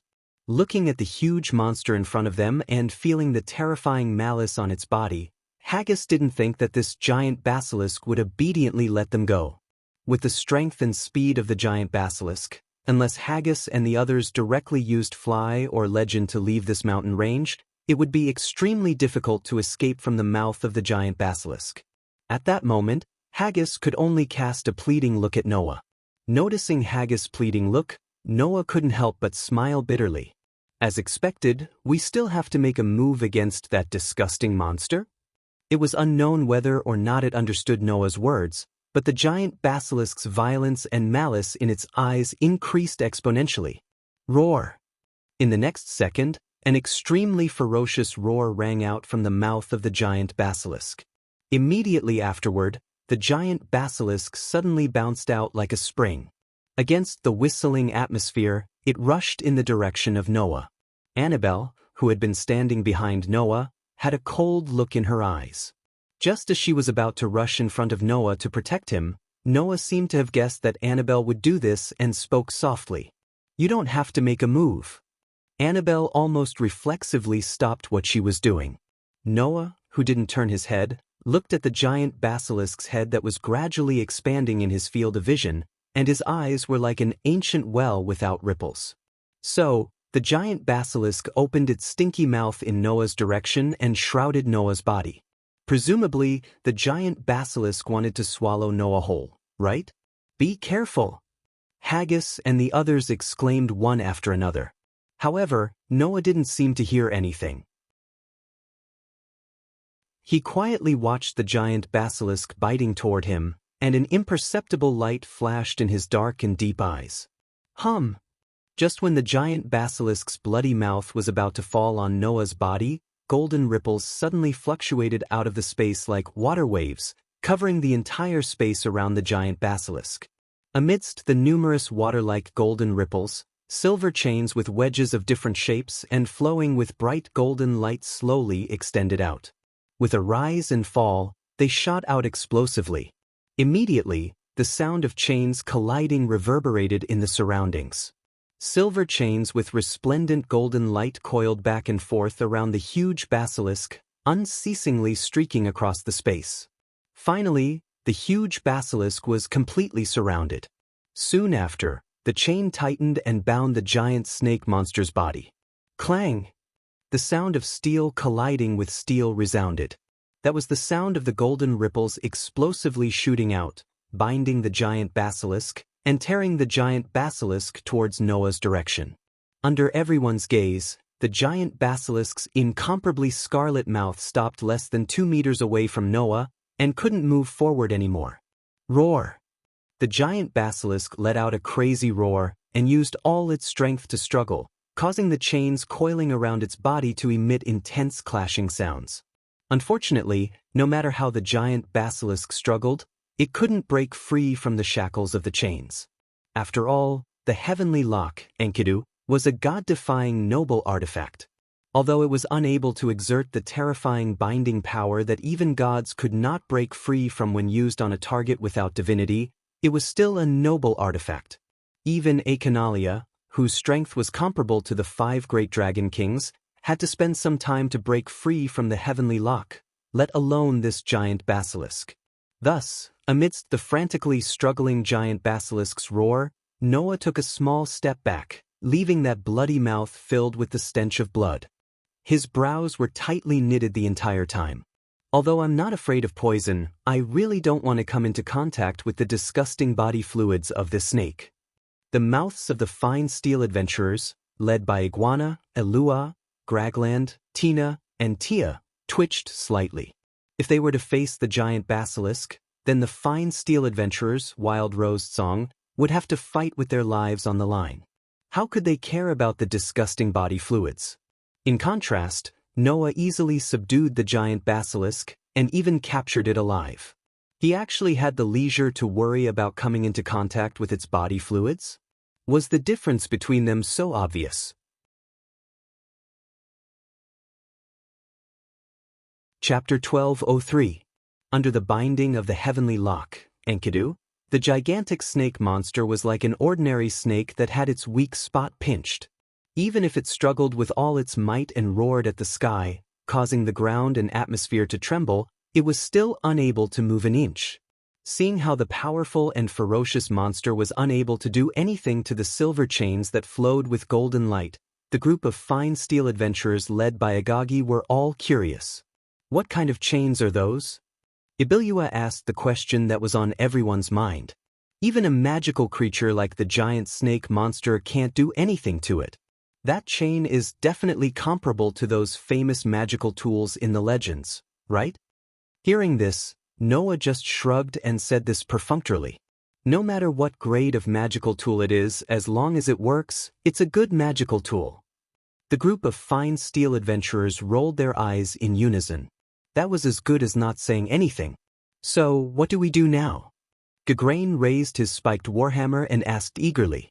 This big thing can't resist anymore. If we kill it here, it'll be a great achievement. After hearing Gagrain's words, the other fine steel adventurers were more or less moved. The main purpose of adventurers was to protect the safety of humans from all kinds of monsters. Therefore, the Adventurers Guild would make a corresponding reward system based on this. When dealing with monsters, even if they didn't accept a commission, the adventurers could still bring a part of the monster's body to the Adventurers Guild after the deed was done and receive a corresponding reward. And the amount of reward depended on the strength of the monster that was hunted. A demonic creature like the giant basilisk was a huge threat to an entire team of fine steel adventurers. If they hunted it, not only would they obtain a considerable amount of rewards, but their reputation would also increase by leaps and bounds. Of course, as the highest level of fine steel adventurers, Agagi and the others didn't care about the rewards and reputation. Eliminating the huge threat that was the basilisk was the most important thing. For most adventurers, exterminating monsters was just a job for them to make ends meet, but for ordinary residents, it could reduce their chances of encountering danger. There were all kinds of monsters in this mountain range, and it was certain that it would attract many adventurers. There might even be people like Noah and the others who needed to cross the mountain range to reach the other side. If the ordinary adventurers and humans encountered a monster like the basilisk that had the power to wipe out an entire group of fine steel adventurers, they would definitely die.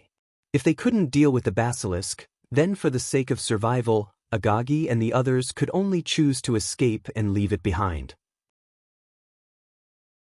But now, the basilisk was immobilized because of Noah's noble artifact and was nothing more than a target. As a result, Agagi and the others had their hearts, had their minds. In response, Noah's might. No, let's just leave it here. Noah's and the others, were. Seeing the puzzled look on Agagi's and the others' faces, Noah explained. There's no doubt that the reason why the forest is so strangely quiet after we entered this mountain range is definitely because of this basilisk. The nearby monster tribes have probably been eaten clean by this basilisk, right? As mentioned earlier, this mountain range wasn't a restricted area. The only truly powerful monsters here were the powerful undyings that Tina and T had mentioned. They might pose a threat to low-level adventurers, but they weren't much of a threat to high-level adventurers. As long as there was someone comparable to a mithril, even if they couldn't run rampant in this mountain range, they definitely wouldn't lose their lives for no reason. Under such circumstances, the monsters that lived here were naturally not difficult to deal with. However, a huge basilisk had appeared here. This gigantic basilisk could even threaten an entire team of fine steel adventurers. In this mountain range, it was undoubtedly the most terrifying king. If we let this giant basilisk continue to stay here, the magical creatures won't dare to come close. Even if they do, they will be gnawed by this giant basilisk until not even their bones are left, said Noah. So, if we let it continue to stay here, not only will it effectively eliminate the other monsters, but it will also ensure that the monsters won't come close. Whether it's for us who need to hurry and don't have the time to fight with the monsters or for others who need to pass through here, it's a good thing. Ibilui, Glenn, Tina, and Tia all came to a sudden realization. If that was the case, it wasn't wrong. Agagi was the only one who objected. Although this will reduce the threat of the other monsters, the basilisk itself is still a threat, isn't it? Only then did everyone come to their senses. Leader is right. Ibilui looked at Noah. Although it's a good thing to reduce the threat of the other monsters, the basilisk itself is a huge threat. It's even more of a threat than the normal monsters. If we let it stay here, it'll definitely be a threat to us. This isn't a problem either. Noah recalled the information he knew about the basilisk. Giant basilisk is a magical creature with a strong sense of territory. That's why this giant basilisk hunted down all the magical creatures around it. But at the same time, such a magical creature wouldn't leave its territory so easily. As long as we report to the Adventurers Guild, the people there should be able to use intelligence magic to find out the area where the giant basilisk is active. Then, if we prohibit others from entering this area, there shouldn't be a problem. After hearing Noah's explanation, everyone was relieved. If that's the case, then it won't be a problem. Agagi seemed to think that this was more feasible and nodded. Then about the basilisk, we'll report to the Adventurers Guild when we get back. Then, are we going to retreat now? Ibilui pointed at the chains on the basilisk that was still struggling and roaring. Don't you want the chains? Yeah. Geegland quickly followed. Since you don't want to kill this big guy, then you can't untie the chains, right? Once it's untied, this big guy will go crazy again, won't it? If that's the case, you don't have to worry about it. Noah couldn't help but laugh. Let's just go.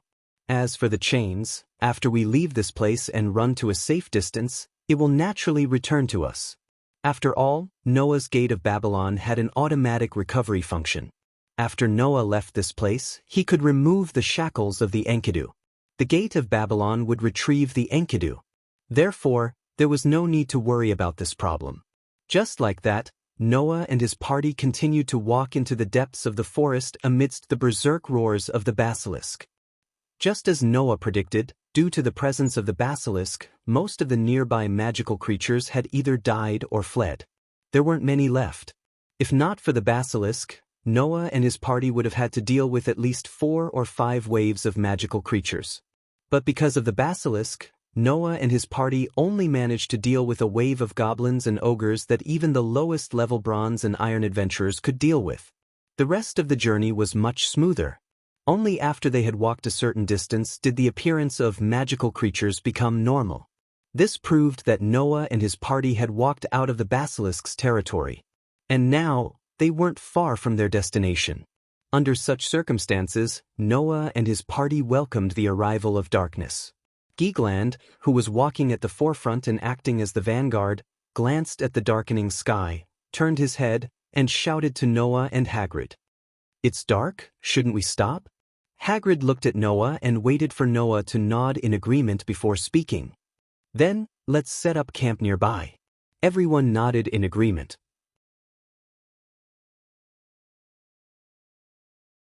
Chapter 1204. As adventurers, they often had to spend long nights in the wilderness. Therefore, even though the fine steel adventurers of Blue Rose were all women, they did not reject the idea of camping in the wild. Instead, they were very familiar with the idea of camping in the wild.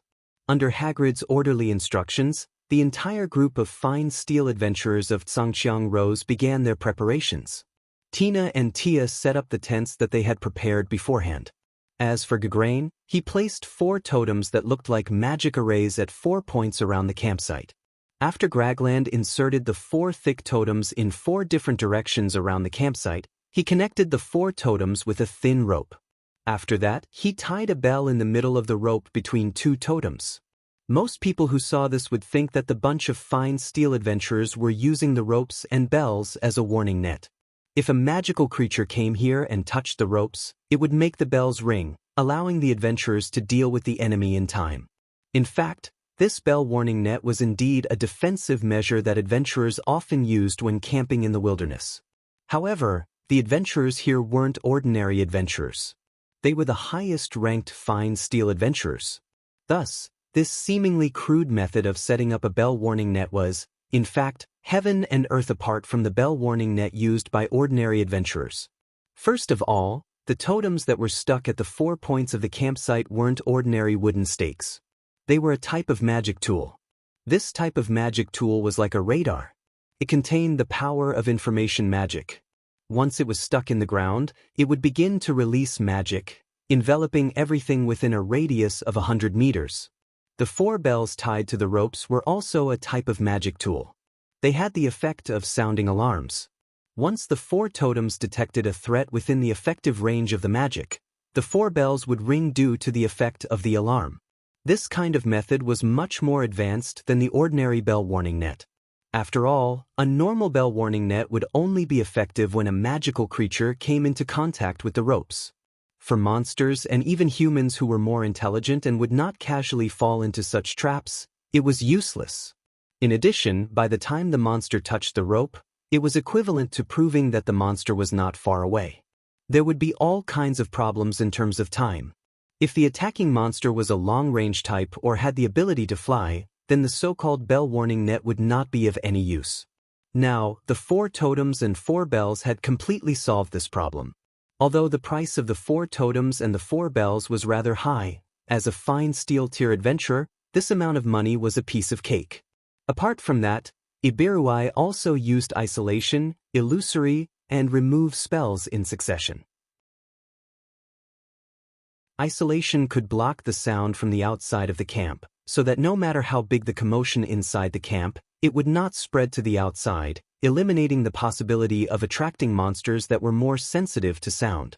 Illusory was a type of illusion that could camouflage the inside of the camp into the same scenery as the surrounding environment, eliminating the possibility of attracting monsters with night vision.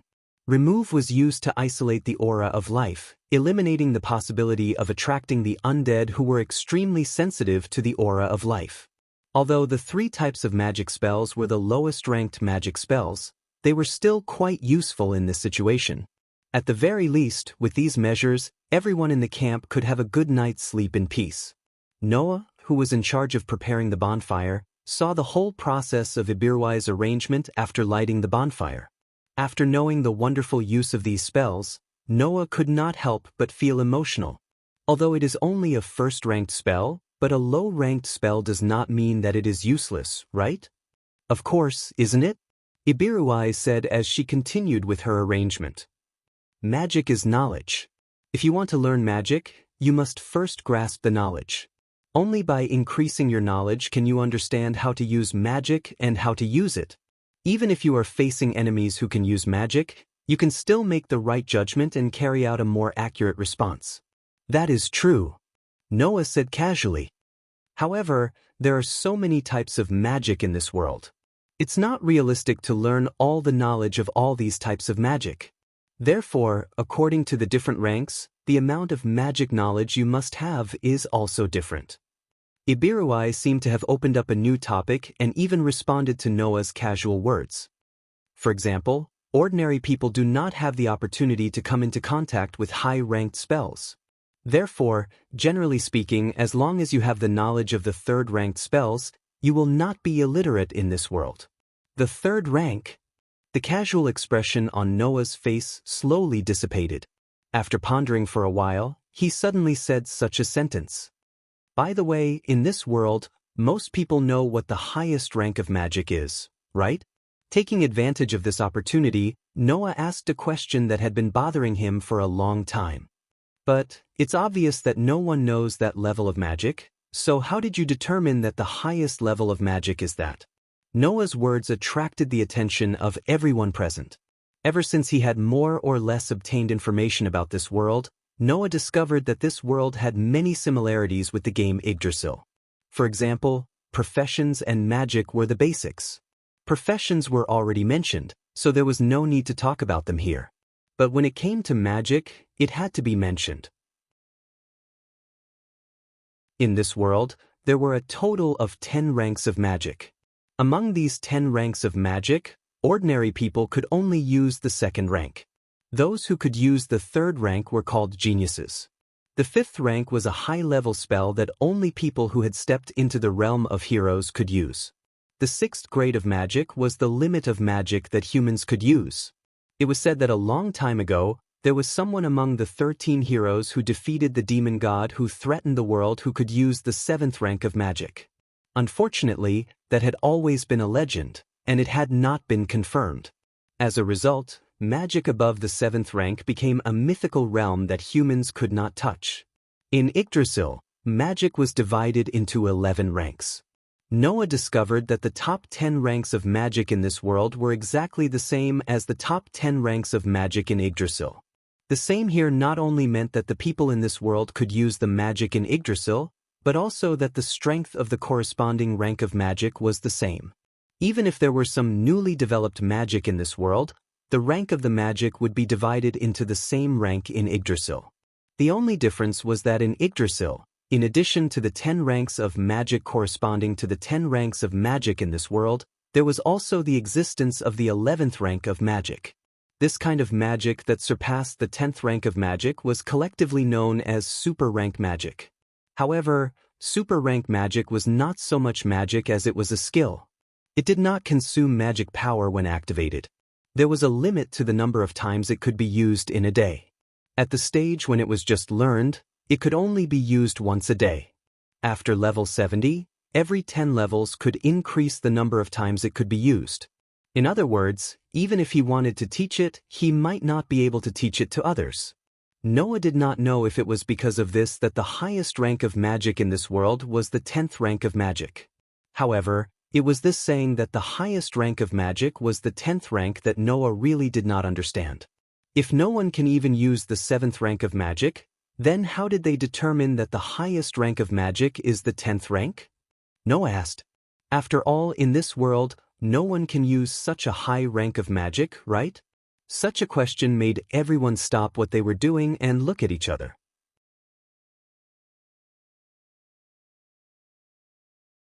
Chapter 1205. The entire camp fell into an indescribable silence.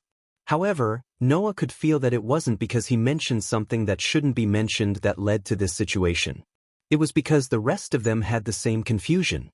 At the very least, Glenn, Tina, and Tia all had confusion written all over their faces. It was quite clear that Glenn, Tina, and Tia also didn't know the answer to this question. Annabelle, who had been standing behind Noah, also raised her head slightly. Obviously, Annabelle was also slightly interested in this topic. It could be said that Annabelle didn't know anything about the situation of this world, because the information obtained from the people of the Sunshine Scripture was only shared with Noah and the Guardians, and it had not been conveyed to the rest of the people in the big underground tomb of Nasarek. Therefore, Annabelle, who was not clear about the situation of this world, had just been following Noah's instructions during this period of time. Perhaps, Annabelle didn't seem to care much about the situation of this world and felt that it didn't matter. For Annabelle, no matter what happened in this world, it had nothing to do with her. As long as Noah was fine, it had nothing to do with Annabelle. That was Annabelle's idea. Now, the reason why she was interested in this topic was only because Annabelle knew that in the big underground tomb of Nasarek, level 10 magic was not that rare. Not to mention others, Yal Abed, Zaisha, Yon, Mer, Kositz, demigos, and other guardians could all use level 10 magic. For max level 100 characters, the use of tier 10 spells was quite frequent in battles. Therefore, Annabelle, who could only use level 8 magic, was more or less interested in that level of magic. Under such circumstances, Ibirua quietly completed the rest of her arrangements. Then she came to the bonfire and sat down across from Noah. Raising her head, Ibirua cast her gaze on Noah through the gap of the mask. "Do you know the 8 Desires King?" 8 Desires King? Noah was startled at first, then his heart moved. 8 Desires King. Noah had indeed heard of this term before. Of course, the method was still hearsay. This was because the so-called 8 Desires King only appeared in myths and legends in this world. Moreover, it was a myth that anyone with a little bit of knowledge would know. The so-called 8 Desires King was actually an unknown existence. It was said that about 500 years ago, there were a few existences with great divine power that suddenly appeared in this world. They had once dominated this world with absolute power for a short period of time. Some people said that the 8 Desires King was as tall as 9 heavens. Some people said that the 8 Desires Kings were the most powerful race in this world. They were the kings of the dragon race and were called Dragon Kings. There were many different opinions, and no one could confirm what kind of existence the 8 Desires King was. However, in that era, the 8 Desires King, who had great divine power, destroyed all the countries in this world. He relied on his unparalleled power to dominate the entire world. However, the 8 Desires King was still not satisfied. After dominating the world, he became even more ambitious and pointed his spear at each other. In the end, the 8 Desires Kings who fought for each other's things all died together. This myth was actually very unpopular. This was because no one was willing to admit that this world was once dominated by some inexplicable existences whose origins were unknown. In the end, they even had to rely on their mutual destruction to regain this world. However, whether it was really just a myth or a legend was still a question. Of course, many people thought that this was an exaggerated story. However, among some people with status and power, many people thought that the 8 Desires King actually existed in reality. The reason was very simple. Rumor had it that there was a city in the distant southern desert. That was the capital built by the 8 Desires King when he dominated the continent. That capital still existed to this day. Moreover, from time to time, there would be rumors that some people obtained some treasures that the 8 Desires King once owned from there and brought them out to dominate for a time. It was said that in the past, the 8 Desires King not only had the power to destroy the world, but also countless treasures. Under such circumstances, Ibirua began to explain. Among these treasures, there was a magic book called the Nameless Spellbook. A magic book? Noah asked curiously. Could it be that the so-called 10th level magic was learned from that magic book? That's right. Ibirua nodded. In the book left behind by the legendary 8 Desires King, it contains unimaginable magical items. It said that it records all the magical items in the world. Even the newly invented magical items in this world will be recorded in the book. Even the newly invented magic would be automatically recorded. Noah raised an eyebrow. Is that the function of that magic book? Who knows? Ibirua curled her lips. In any case, it's because of the records in the Nameless Spellbook that people know that level 10 magic exists. There's such a thing. At some point in time, Gegland came over and sat beside Ibirua. He looked at her and directly said this sentence. Why didn't I know about it? There are many things you don't know.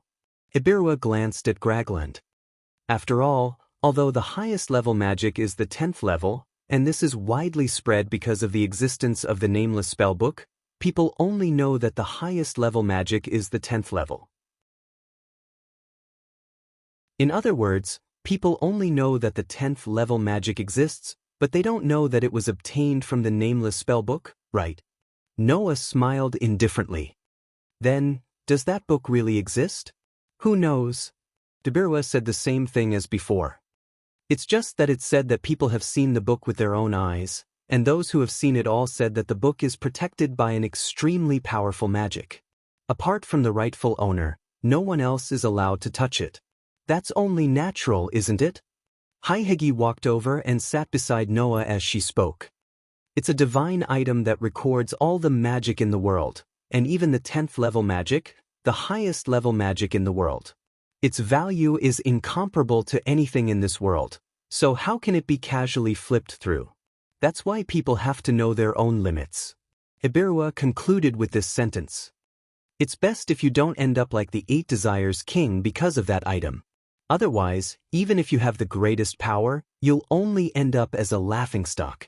Ibirua, Gragland, Tina, and Tia all nodded.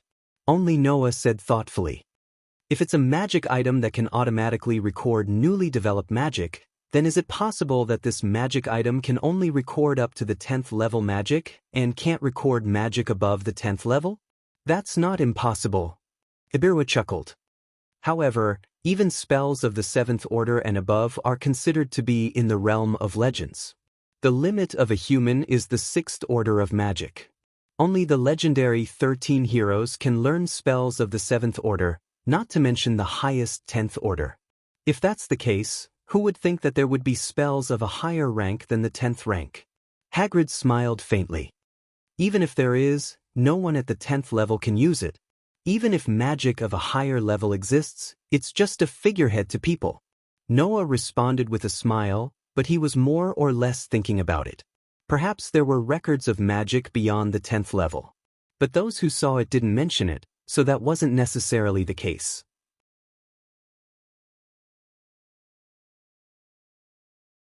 Chapter 1206. By the time he noticed it, the village with a strange atmosphere was already in front of Noah's eyes. It was a village that occupied a fairly large area. However, Noah was still somewhat hesitant about whether or not he should call it a village. The reason for this was that the village was surrounded by high walls, making it impossible to see what was going on inside. The only thing that could be seen was the watchtowers that were taller than the walls of the village. The structure was rather sturdy. It was rare to see such a sturdy watchtower even in the cities of some kingdoms. Rather than calling it a village, it would be more appropriate to call it a strategic stronghold. It gave off a heavily guarded feeling. Of course, the village was relatively close to the mountains where all kinds of monsters lived. The villagers were worried about being attacked by monsters, so it was not strange for them to build tall walls and watchtowers. The problem was that for a relatively poor village, the extravagant protection of a protective wall should only be built around the buildings or warehouses, and the farmland should be placed outside the wall. After all, if the farmland was surrounded by the village, building a wall that surrounded the farmland and residences would be rather taxing and costly. It was not something that a normal village could afford. However, there was not a single acre of farmland outside the walls of the village. Judging from the size of the wall, the farmland was really surrounded by the village. In addition, the people on the watchtowers in the village could see arrows nocked on their bowstrings slowly moving in all directions as if they were patrolling. It was as if they were in an overly cautious state, ready to shoot at any moment. Such a scene was telling others. This village was definitely not as simple as it looked. Noah stepped out of the forest in the mountain range and gazed at the heavily guarded village. After a while, he turned his head and looked at Haggis. That's the target? That's right. Hagrid narrowed her eyes. Have you encircled the entire field? Of course they did, right? Gerland said in disdain. The farmland is used to cultivate drugs. How can they be placed outside for people to admire? That's why we need to sneak in and burn the village. Birwa said. But before that, we need to prepare some things. Haihegi nodded before turning to Tina and T. Tina, T, I'll leave it to you. Understood. Tina and T responded at the same time. Then, their bodies flashed and turned into blurry shadows, rushing towards the village. In just a while, even Noah could not see Tina and T. Noah and the others set off before dawn. So, even though they arrived at their destination, there was still about an hour or so before dawn. The reason why they set off before dawn and arrived at their destination was mainly to make it easier for Tina and T to sneak into the village. After all, it was impossible for the stronghold that was used to cultivate the raw materials of drugs to not have a special liaison. Those liaisons, no matter how bad they were, should at least be able to use the message magic. In order to prevent these liaisons from using message to transmit information when the village was attacked, causing the people in the village to be prepared and even retreat or call for help, Noah and the others first needed to get rid of the liaisons. This kind of work was undoubtedly Tina and T's specialty. Once Tina and T got rid of the liaisons, they would set the village on fire. At that time, Noah and the others could directly rely on their invincible strength to directly rush into the village and wreak havoc. "Do you need me to go with you?" Noah asked casually. "I also have a way to sneak in without being discovered." Although he was discovered by Gray and Vaz in the world of Elven Sword Dance, that did not mean that Noah's invisibility helmet could be seen through by anyone. The reason why Gray and Vaz could discover Noah was because they had been assassinated for most of their lives and developed terrifying intuition. Noah didn't think that there would be such an existence similar to Gravath in a stronghold used by one of the departments of a criminal organization to cultivate drug raw materials. Therefore, as long as Noah used Hades's invisibility helmet to sneak into the village, it would definitely be more efficient than Tina and T. Unfortunately, Marcy shook her head. "Just leave it to Tina and T. They are assassins and ninjas. No one is more suitable for this kind of work than them." As it turned out, Haggis Trust was absolutely right. Almost not long after, in front of them, in the village that was built with high walls, a burst of fire suddenly appeared, causing the people on the lookout tower to panic. Seeing this, Haggis' eyes lit up and smiled. "The operation has begun. Everyone, it's our turn." But Geegland was the first to shout. "I've long wanted to smash this dirty place into smithereens." After saying that, Geegland directly rushed out. Noah, Haggis, and Ibirui looked at each other and then smiled at the same time. Haggis' eyes flashed with a hint of coldness. "Let's go." The light that represented the activation of magic flickered on the group of people. In the next moment, Noah, Annabelle, Haggis, and Ibirui directly used the flight magic to fly into the village that was surrounded by flames.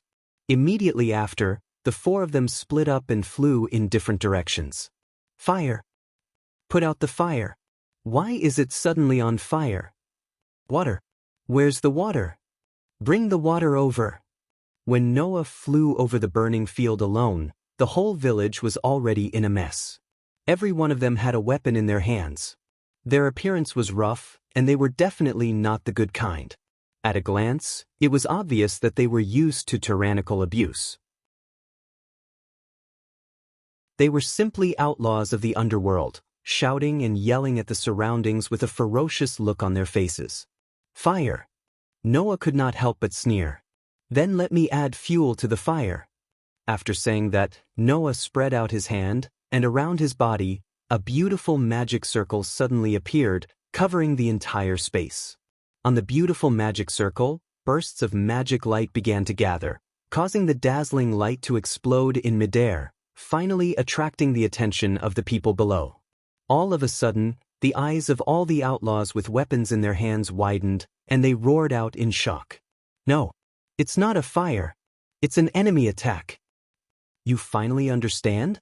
A trace of coldness appeared in Noah's eyes. "Unfortunately, it's too late." In the next moment, the beautiful magic circles that covered Noah's body burst out with flashes of light. Beams of magic light burst out from the beautiful magic circles, like a meteor shower falling from the sky, shrouding the area below. Boom, boom, boom, boom. Accompanied by a series of explosions, a fierce fire burst out in a corner of the village, like a mushroom cloud, rising into the air. Boom, boom, boom, boom. At the same time, in the village, frequent explosions began to occur in other corners, setting off the same intense fire. Sometimes, it was a sky full of lightning that fell to the ground. Sometimes, it was a scorching fireball that exploded on the ground. Sometimes, it was a bright crystal that exploded from the ground. Attacks like these landed on the ground one after another, destroying buildings one after another, stirring up intense flames and shockwaves. Noah, Annabelle, Ohajisai, and Ibilua began to move from the four corners of the village, wildly unleashing magic from midair, causing beams of light, lightning, fireballs, and crystals to explode in the village one after another, turning the village into a sea of fire at an astonishing speed. There's a magic chanter attacking the village. Where's the liaison? Ask for help quickly. In the village, the outlaws belonging to the Yakuza's drug department were like ants on a hot pan, jumping and jumping anxiously, crying for their parents as they ran back and forth. Only a few people, under the roar of some fierce burly men who seemed to have a high status, began to set up bows and arrows, shooting at Noah, Annabelle, Ohajisai, and Ibilua in midair. Under such circumstances, the village was gradually covered in a sea of fire.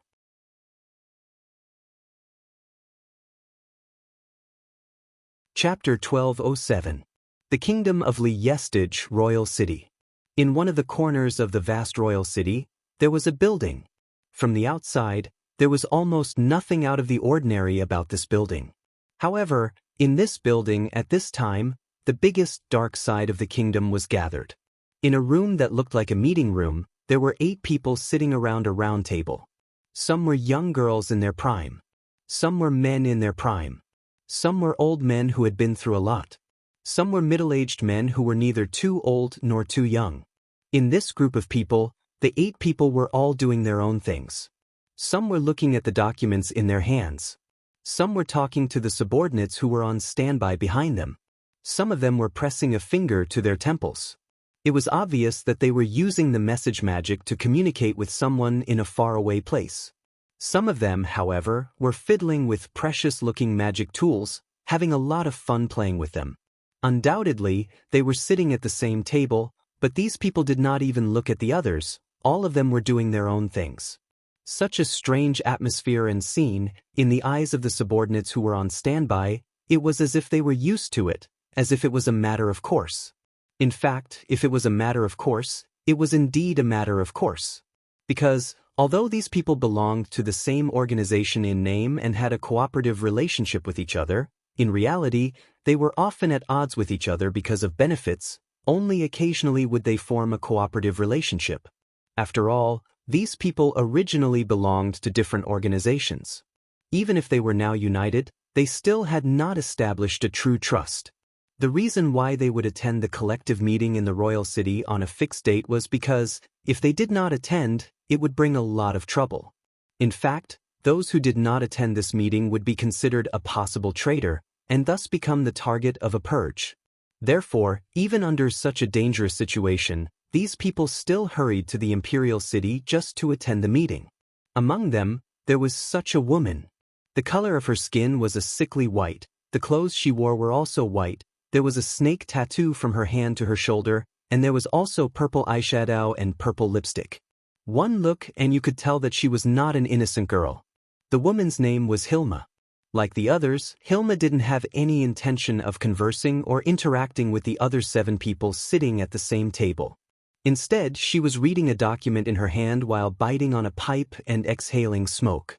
At a certain moment, Hilma suddenly frowned and pressed a finger to her temple. That was a sign that he had received a message. Then Hilma's expression changed, becoming extremely gloomy. The 7 people who didn't seem to be conversing with the rest of the people sitting at the same table all cast their eyes on Hilma, proving that they were indeed paying attention to their surroundings. One of the men even spat out a deep voice at Hilma. What? Did something happen? The one who asked was a bald man with half of his face tattooed with a beast. The bald man had an extremely strong physique, and the muscles on his body bulged explosively. His expression was extremely fierce, and his eyes were full of coldness. One look and you could tell that he wasn't a good person. Moreover, the other 7 people, including Hilma, all had bodyguards with them. Only this man had no one behind him. That was because this man didn't need any guards at all. In terms of strength, as long as this man was willing, he could completely play around and kill everyone in this room. This man's name was Jie-Luo. For those who didn't know this name, Jie-Luo was just a guy with a fierce appearance. But for those who knew this name, Jie-Luo was definitely a target that many people didn't want to provoke. As for why, the reason was very simple. Even if the kingdom's strongest warrior, Gu Jiefu, personally went up against Jie-Luo, it wouldn't be easy for him to win. The manager of the Yakushi's security department. He was the leader of the 6 people who could match the existence of a fine steel-ranked adventurer. For such a man to question Hilma, even Hilma, who was also a manager of one of the 8 departments of the Yakushi, couldn't completely ignore him. Hilma took a deep breath and spoke in a deep voice. A village under my command that produces raw materials for drugs has been attacked. This one sentence made the atmosphere of the entire scene drop to the freezing point. Heh. Jie Luo let out a cold laugh that made people think of the low growl of a wild beast. Looks like there's only one person who has the guts to attack the Yakushi, right?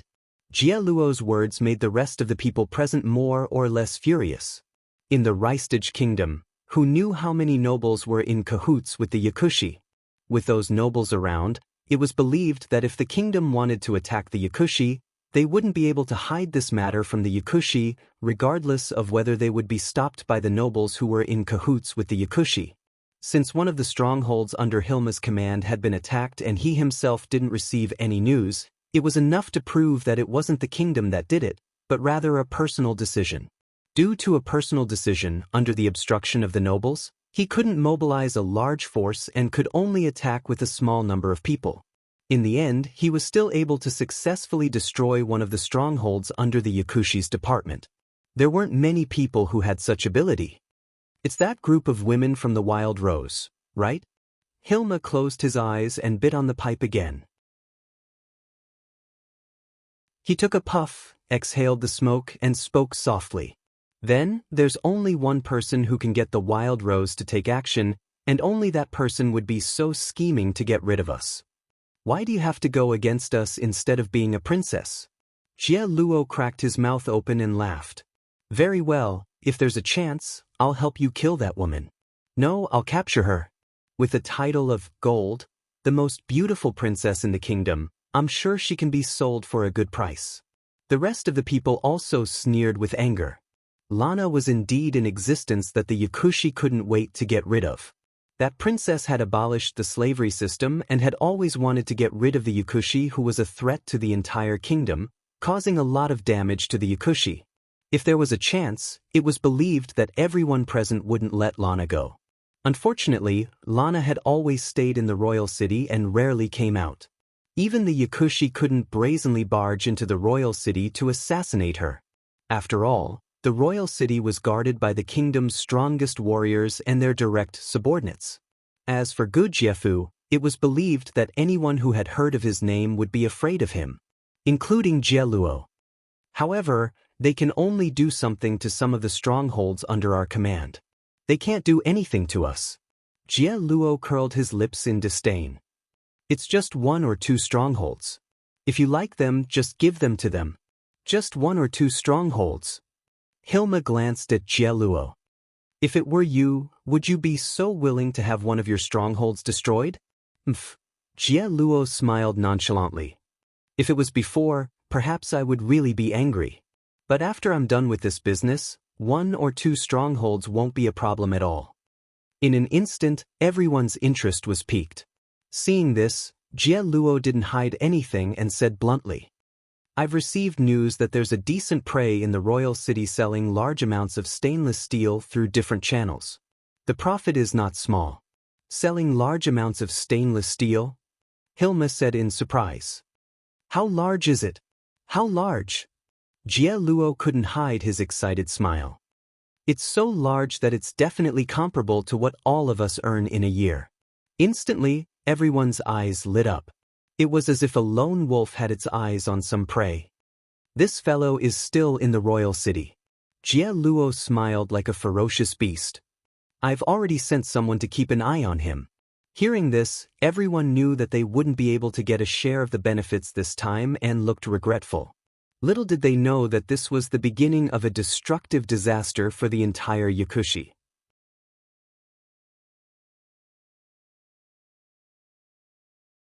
Chapter 1208. Just as Haihegi had said, after destroying the Yakuza drug department's base to cultivate raw materials, Tina and T found a piece of parchment in the village.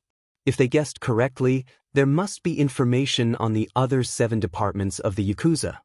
However, the information on the parchment was written in code and had to be deciphered. Therefore, once they returned to the capital, Haihegi immediately took the parchment and went straight to the capital to find Lana so that Lana could decipher the code. With the Golden Princess's wisdom, deciphering the code should not be difficult. Therefore, when Agagi and her party went to the capital to decipher the information, Noah rejected Agagi's invitation to go with them and directly found an inn to check in with Annabelle. Together with Annabelle, they took stock of the gains in the destroyed village. As a base to cultivate raw materials for drugs, the village naturally had more than just drugs.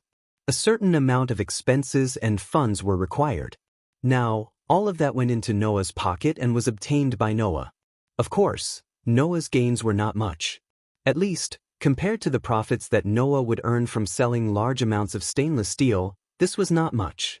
However, that was only because they had only destroyed one base. Once all of the bases of the 8 departments of the Yakuza were destroyed, the gains would be the real deal. Therefore, when Haihegi and the others went to the capital to discuss deciphering the information with Lana, Noah stayed in the inn and waited for the moment to act. On this day, Noah also stayed in the inn and sat in front of a table, flipping through a thick book. It was a book that looked like crystal, but also like spring water. The cover was constantly reverberating with circles of ripples. It was an incredible book. Not many people knew about this book. However, if a legend was mentioned, many people would clearly know the reason behind it.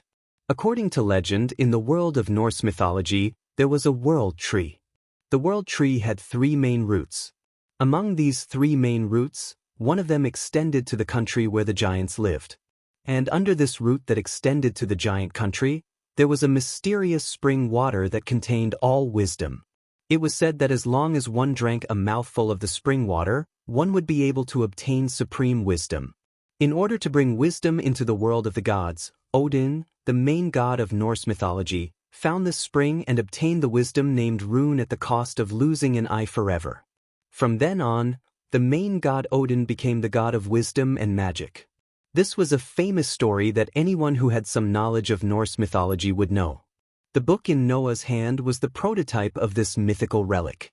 Noah only remembered the nameless spellbook of the 8 Desires King after Ibirui mentioned it.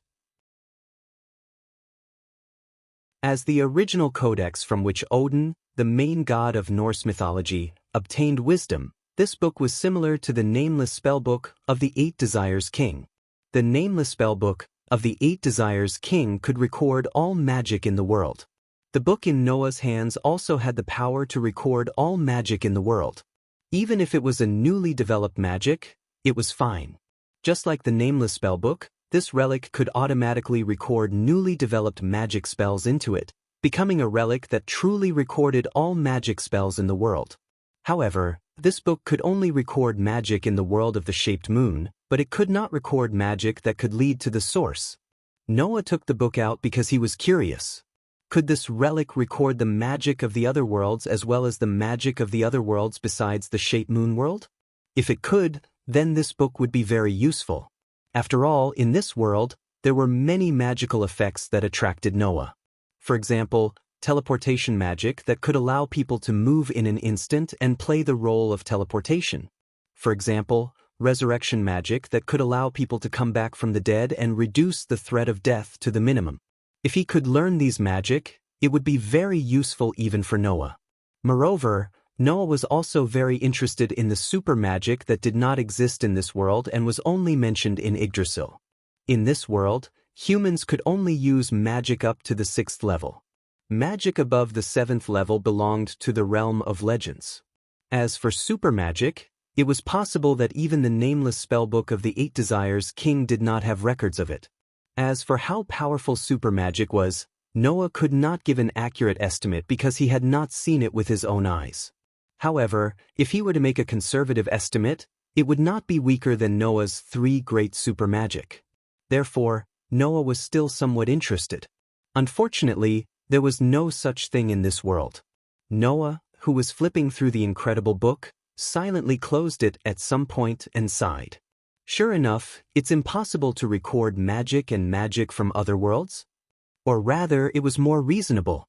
If magic and magic from other worlds could be automatically recorded, then this incredible book would definitely not be just a relic. Forget it, what is there is, and what is not is not. Although many of the magic in this world are very magical and helpful to me, it doesn't make much sense to me in terms of the degree of improvement of my strength. I don't need to feel regretful. Noah casually tossed this matter to the back of his mind and casually threw away the incredible book in his hand. A golden ripple suddenly fluctuated out of the space, swallowing the incredible book, and then slowly disappearing. It was not until this time that Annabelle, who had been quietly waiting by the side, came to Noah with a cup of black tea, and spoke respectfully. "Sir Noah, please have some tea." "Thank you, Annabelle." Noah smiled slightly, took the black tea handed over by Annabelle very naturally, and took a sip. At this moment, there was a knock on the door of the room. Noah stopped drinking tea and looked in the direction of the door. Annabelle immediately stepped forward and opened the door. The next moment, a group of people appeared in front of Noah and Annabelle together. The leader was a fat man. The man was wearing what seemed to be a uniform, and there was a badge that reflected a bronze brilliance hanging on his chest. His ruddy face was full of fat, and there was an oily luster on it. Behind this fat man, there were 4 people standing. There were 4 armored men with spears in their hands. Seeing the 4 people holding spears and wearing armor, Noah frowned. Because in the kingdom, only the kingdom's soldiers would appear in such attire. Why would a fat man with the kingdom's soldiers look for Noah? Before Noah could think of anything, Annabelle's cold gaze swept across the group of people and said so. "For you." As always, except for Noah, Annabelle was so indifferent to any human. However, the fat man with the 4 soldiers couldn't care less about that. This was because when he saw Annabelle's astonishing beauty, the fat man's face was stunned. Then his entire expression became slightly obscene. That look was simply as if he wanted to lick Annabelle all over. His behavior naturally made Annabelle's eyes show some murderous intent. However, before that, the chubby man pretended to be serious and coughed once. He used a sharp voice that caused people to frown and said this sentence with a slightly off-pitch voice. "I'm the Royal City's patrol officer, Staven." The words of the fat man named Staven made Noah's brows furrow deeper. The so-called Royal City's patrol officer referred to a public official who protected the security of the Royal City, which was also the boss of the guards in charge of patrolling the city. The scope of authority was quite extensive. Why would such an patrol officer in charge of the security of the royal city suddenly come to the door? Ignoring Noah's question, the man who called himself Staven said to Annabelle with his chest puffed out, "This should be Noah Doria's residence, right?" Hearing that, Noah narrowed his eyes. He didn't come with good intentions.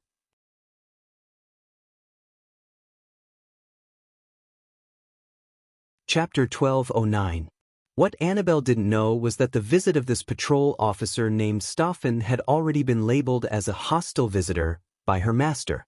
However, Annabelle had the same idea. Seeing that Staffen was pretending to be serious, but his pair of eyes frequently swept back and forth on her body with a somewhat obscene look, Annabelle didn't think that such a person would come to invite Noah to have a meal together. At that moment, Annabelle planned to drive all these people away without hesitation. However, before that, Noah's voice slowly echoed in the room. "Annabelle, let him in." Annabelle responded without any hesitation and dodged to the side, giving way to the door, and spoke coldly without even looking at Staffen. "My master wants you to go in." Hearing this, Staffen was stunned, and then the obscene look in his eyes turned into outright jealousy. If it were any other time, if someone dared to speak to Staffen in such a rude tone, Staffen would have already lost his temper. Now, the reason why Staffen didn't lose his temper was not that he had become magnanimous, but that he was blinded by jealousy. As for the reason for jealousy, it couldn't be simpler. A mere businessman can actually have such an outrageously beautiful subordinate. It's really unfair. Annabelle's statement of "my master" clearly explained her relationship with Noah. Looking at Annabelle's frosty expression, but she still didn't lose her beauty, and instead added a bit of the temperament of an ice beauty, Staffen's heart really became itchy. If there's a chance. With this thought, The fat on Staffan's face piled up into an expression that couldn't be more fake. Then he walked into the room with his head held high. The group of soldiers behind Staffan just wanted to follow in, but Annabelle blocked the door in a flash. Glancing at the soldiers who were stunned, Annabelle spoke with a blank expression. "Sir Noah didn't let you follow in." The soldiers were speechless. However, that's true. As an ordinary soldier, if they didn't obtain permission, they would be sentenced for breaking into someone's residence. Sir Tupan frowned and waved his hand impatiently. "You guys can wait outside." All the soldiers nodded in agreement. Then, Staffan looked into the room.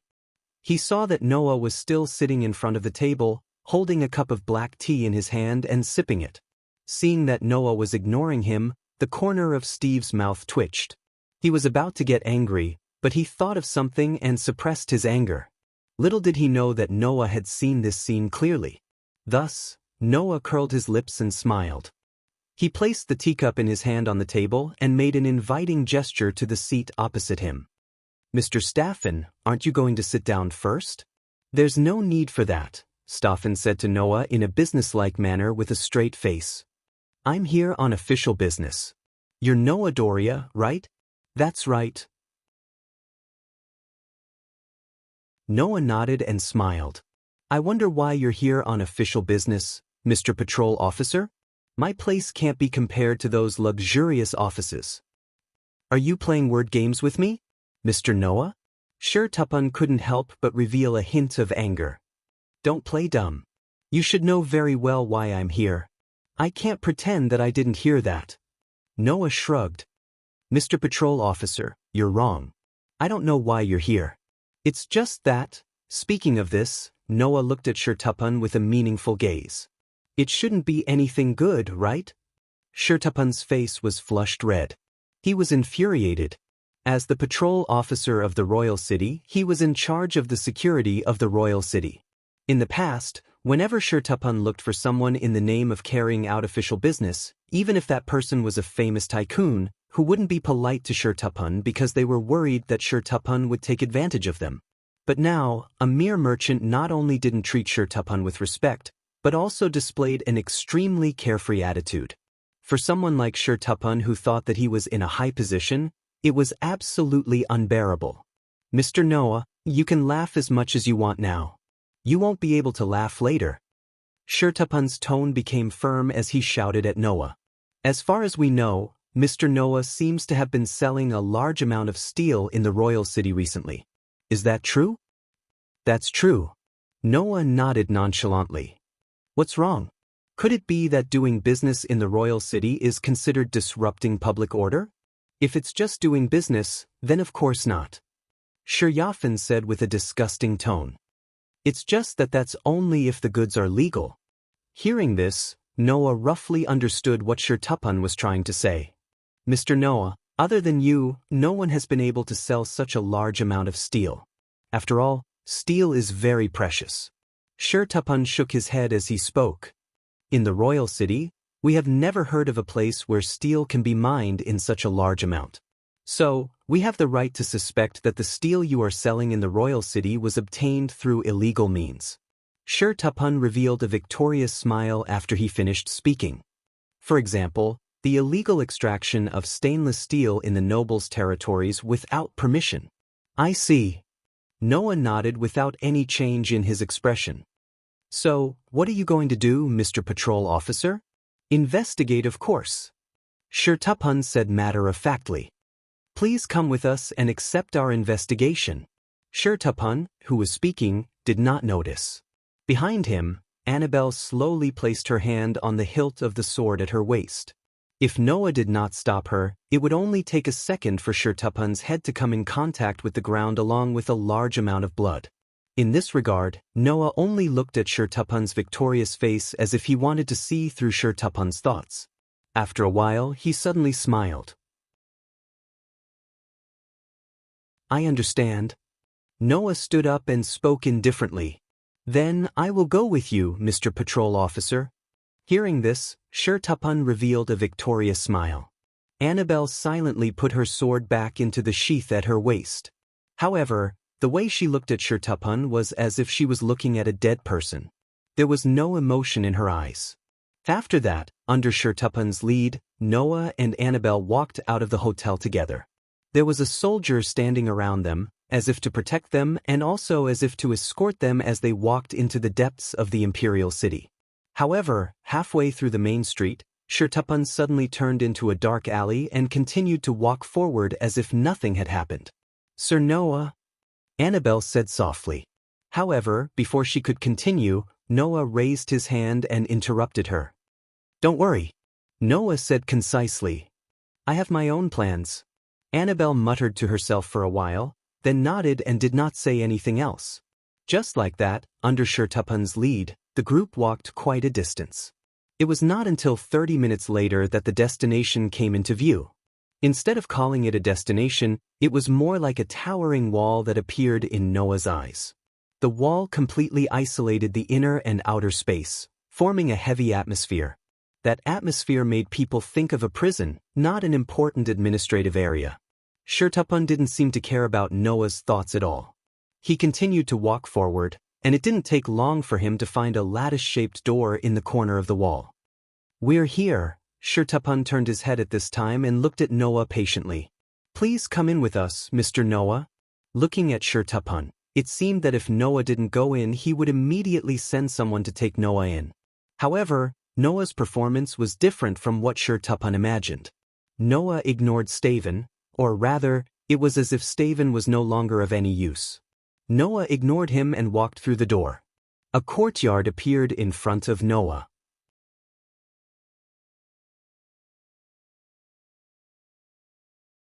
Chapter 12:10. The courtyard that appeared in front of Noah's eyes was not like the dark alleys he was in. It gave off a gloomy atmosphere. The trees were trimmed neatly and tidily. The ground was also swept clean. In such a courtyard, there was a small path that extended from the door Noah was in. It was directly connected to an open space that looked like a training ground. The ground was covered with hard stone bricks. On that open space, a group of about 30 people were either sitting or standing. They were looking in the direction of the door, and their gazes on Noah were full of evil intentions. Bang! Almost at the same time, a loud sound of a door closing reverberated behind Noah. He did not need to turn his head to know that the door at the entrance had been closed. Looking around one by one, people who had been hiding in unknown places slowly walked out from all directions. They all had the same malicious smile on their faces as the people in the open space. In other words, at this moment, the entire courtyard was surrounded by people who looked extremely violent. In the center of the encirclement were Noah and Annabelle. As for Starvan, he walked forward with his head held high under the protection of the violent people around him. He walked past Noah with his head held high. He did not even look at Noah, as if he would feel that he was not ostentatious enough. It really reminded one of the idiom, "The fox uses the tiger's might to intimidate others."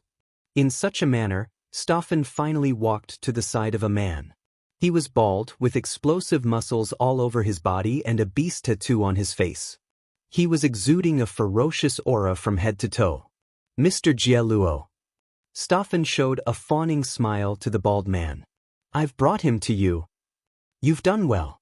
The man named Jieluo smiled satisfactorily. "Don't worry, I'll put in a good word for you in front of those aristocrats. I'll let you know that cooperating with the Yakuza is definitely beneficial and harmless." "Thank you, Mr. Jieluo." Staffen was instantly overjoyed and nodded repeatedly. Instead, it was Noah who raised his eyebrows and looked at Jieluo with a different gaze. "You're from the Yakuza?" "To be more precise, you should say that we're from the Yakuza's security department." Jieluo grinned. "And I'm the manager of the Yakuza's security department, Jieluo." "Security department?" Noah was a little surprised and looked at the people around him. "So you're saying that there's a 6-armed centipede that's rumored to be comparable to a fine steel adventurer here? You know quite a lot." Jieluo was also a little surprised and spread his hands. "Since they've already named you, then come out and meet our big client." As soon as he finished speaking, 5 people walked out from the crowd behind Jieluo and stood behind him. Standing on the far left was a man wearing a black robe with a hood.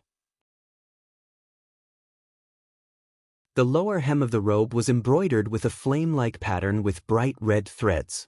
The face under the hood could not be seen, and there was not a trace of life on his body. He was a very strange person. I'm Daiwanak. Beside the black robe Yakuza was a woman wearing a thin silk robe, with gold rings on her wrists and ankles, and 6 scimitars hanging from her belt. I'm Adeline. Standing next to the woman who called herself Estrian was a handsome man in a brocade robe with a vest and coat embroidered with gold thread and a thin sword in his hand. I'm Momvest. Standing beside the self-proclaimed Mamvest was a warrior with a sword firmly sheathed in his scabbard, protected by a full-body armor without any decorations. I'm Peshlian. As for the man who called himself Peshlian, on the rightmost side, there was a man with pale skin, sharp eyes, and thin cheeks. He looked like a bird of prey. I'm Dun Lunt. The 5 people who reported their names stood behind Jie Luo, making him look like an artist who was showing off his work that he was proud of. He spread his arms and laughed loudly. Together with me and Jie Luo, we are the strongest people in the Yakuza's security department's 6 arms. Following Jie Luo's laughter, the other 5 people also raised their heads and puffed out their chests, obviously feeling proud. However, 6 Arms Group did not notice. In front, Noah's gaze swept across 6 Arms Group one by one. After a while, the corners of his mouth lifted slightly, and he muttered to himself, I've searched high and low for it, only to find it by sheer luck. Noah did not expect that the strongest group of thugs in the Yakuza would actually send themselves to his doorstep. There was really nothing better than this.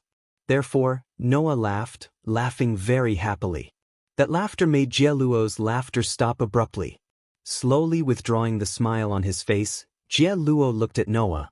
His eyes were like those of a fugitive, full of ruthlessness. Kid, you've been tricked into coming here, and you can still laugh? Why can't I laugh? Noah shrugged and glanced at Staffen. If I really only found out now that I've been tricked, perhaps I would be very surprised. However, I'll have to trouble you to find someone with better means to trick me next time. Let that pig over there strut around in front of me. If it weren't for my patience, I would have laughed my lungs out long ago. What did you say? Staffen's fat face instantly turned the color of a pig's liver due to his anger. You said I'm a pig? What? Don't tell me that people in this world don't have the habit of calling those who are so stupid that they have no bottom line as pigs? Noah laughed out loud. Moreover, not only is your brain as stupid as a pig, even the fat on your body is no different from a pig's. Then, if you're not a pig, what is a pig? You.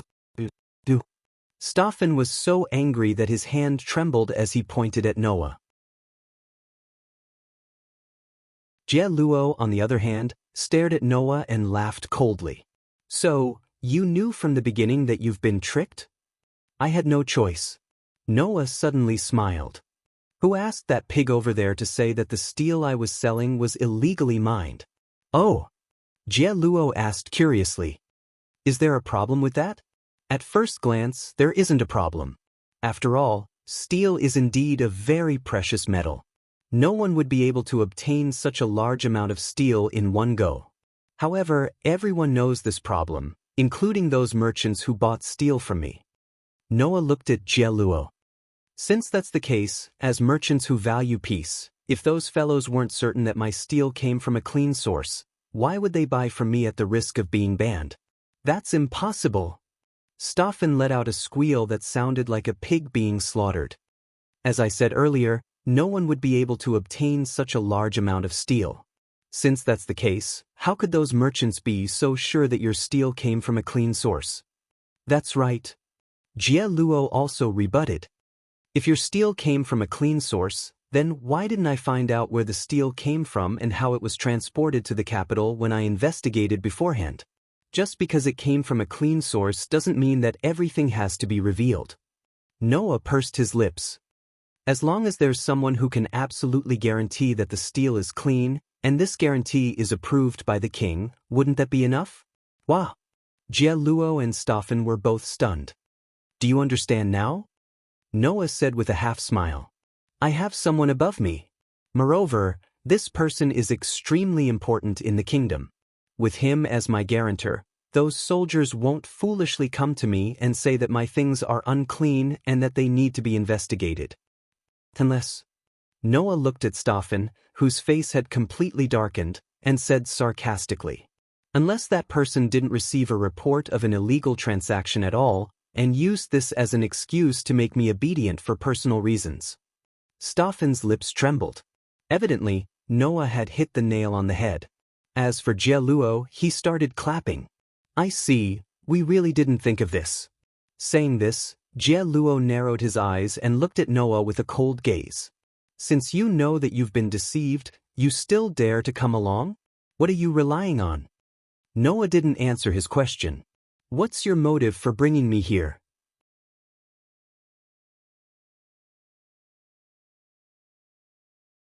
Chapter 12:11. Noah's words caused Jie Luo's eyebrows to twitch slightly as he said this with a hidden meaning. He seemed to be implying something as he said, Kid, don't you know what kind of business we, the Hatchy Fingers, do? What kind of business? Noah also raised his eyebrows, but replied nonchalantly. I heard that the Hatchy Fingers has 8 departments that are involved in different businesses, including slave trading, assassination, smuggling, theft, drug dealing, bodyguarding, finance, and gambling. There are a total of 8 types of businesses, each of which can't see the light of day. That's right. Jie Luo didn't seem to mind Noah's sarcasm as he continued speaking. And the business that we, the Hatchy Fingers Security Department, are in charge of is bodyguarding. Bodyguards? Noah looked around at the criminals with malicious smiles on their faces. He couldn't help but twitch his mouth. And then? What does that have to do with you bringing me to this place? Didn't I say just now? You're our big client, right? Jie Luo stretched out a hand and clenched it into a fist bit by bit as if he was pulling a finger. That hand made cracking sounds as he grinned. You've sold so much steel, I'm sure you've earned quite a bit. In the eyes of many, you're a fat sheep that can't get any fatter. Furthermore, the security of the kingdom isn't very good. Kid, don't tell me you've never thought of hiring some bodyguards? Hearing this, Noah narrowed his eyes. He finally understood Jie Luo's motive. Simply put, this guy wanted to collect the so-called protection fee from Noah. Furthermore, it was the type that couldn't be resisted. Since you know about the 6 arms, then you should also know about our capabilities, right? Jie Luo grinned maliciously at Noah. As long as you cooperate with me, I guarantee that your future path will be very smooth. No one will have any ideas about you. How about that? Oh. Noah's expression didn't change as he replied indifferently. Then, how much do I have to pay to hire the Hatchy Fingers Security Department?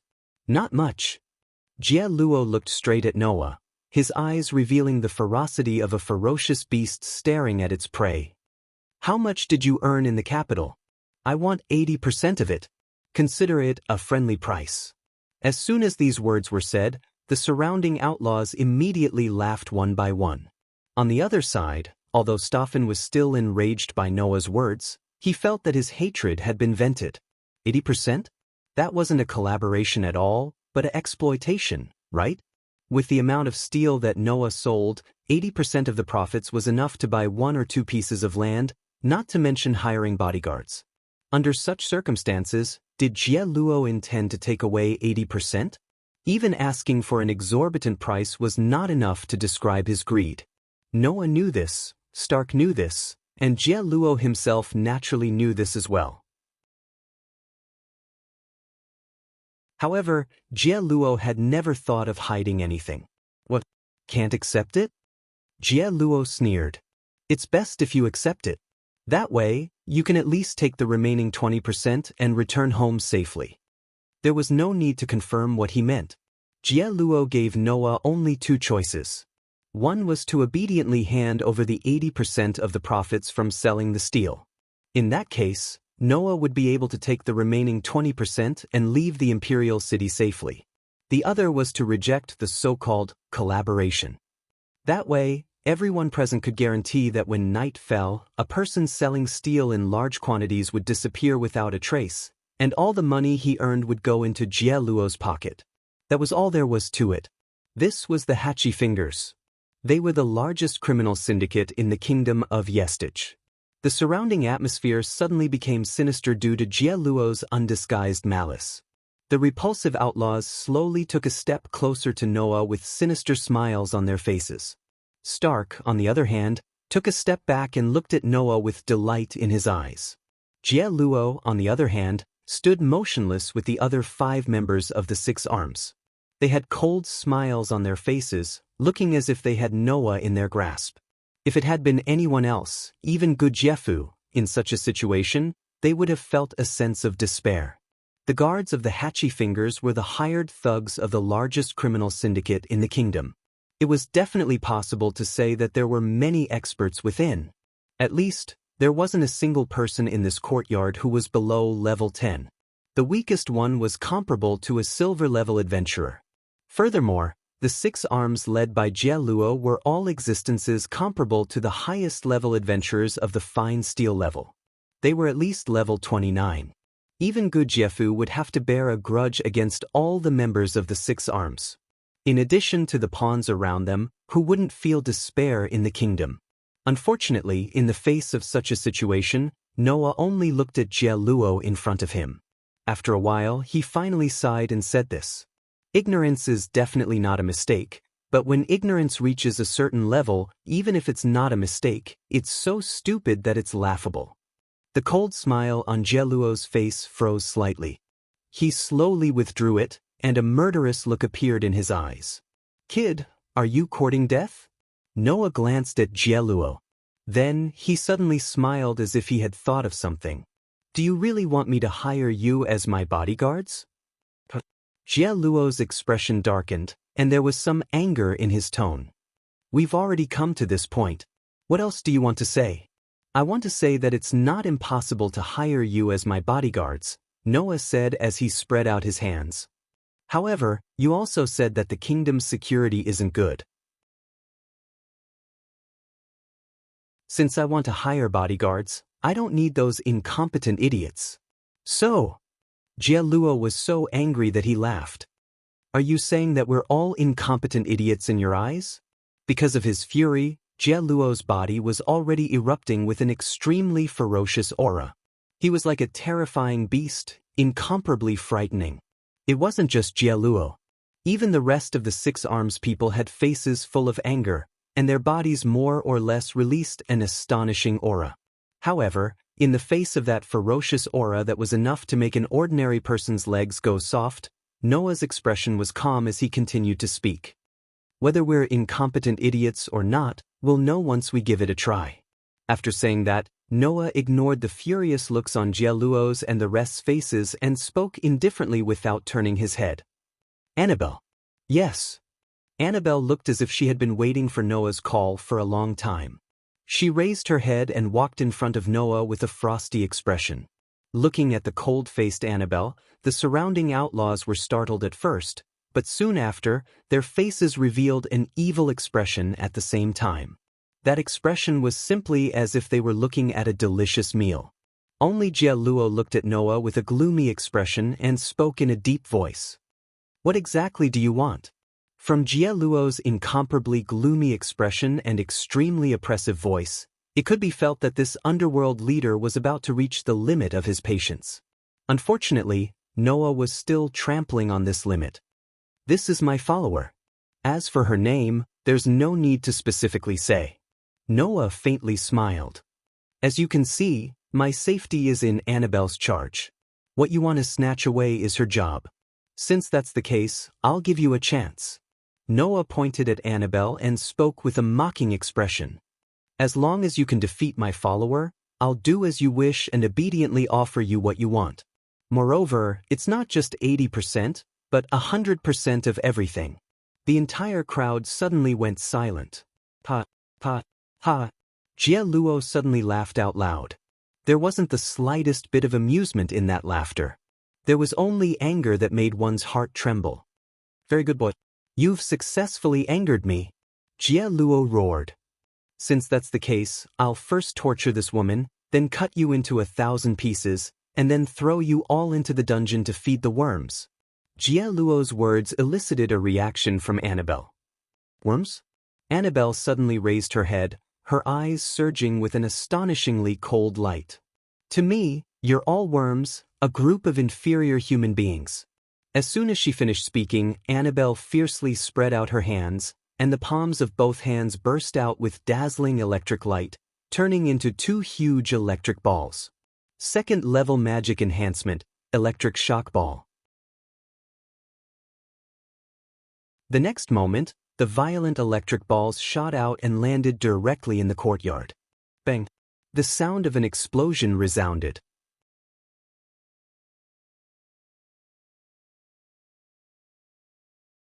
Chapter 12:12. Pang!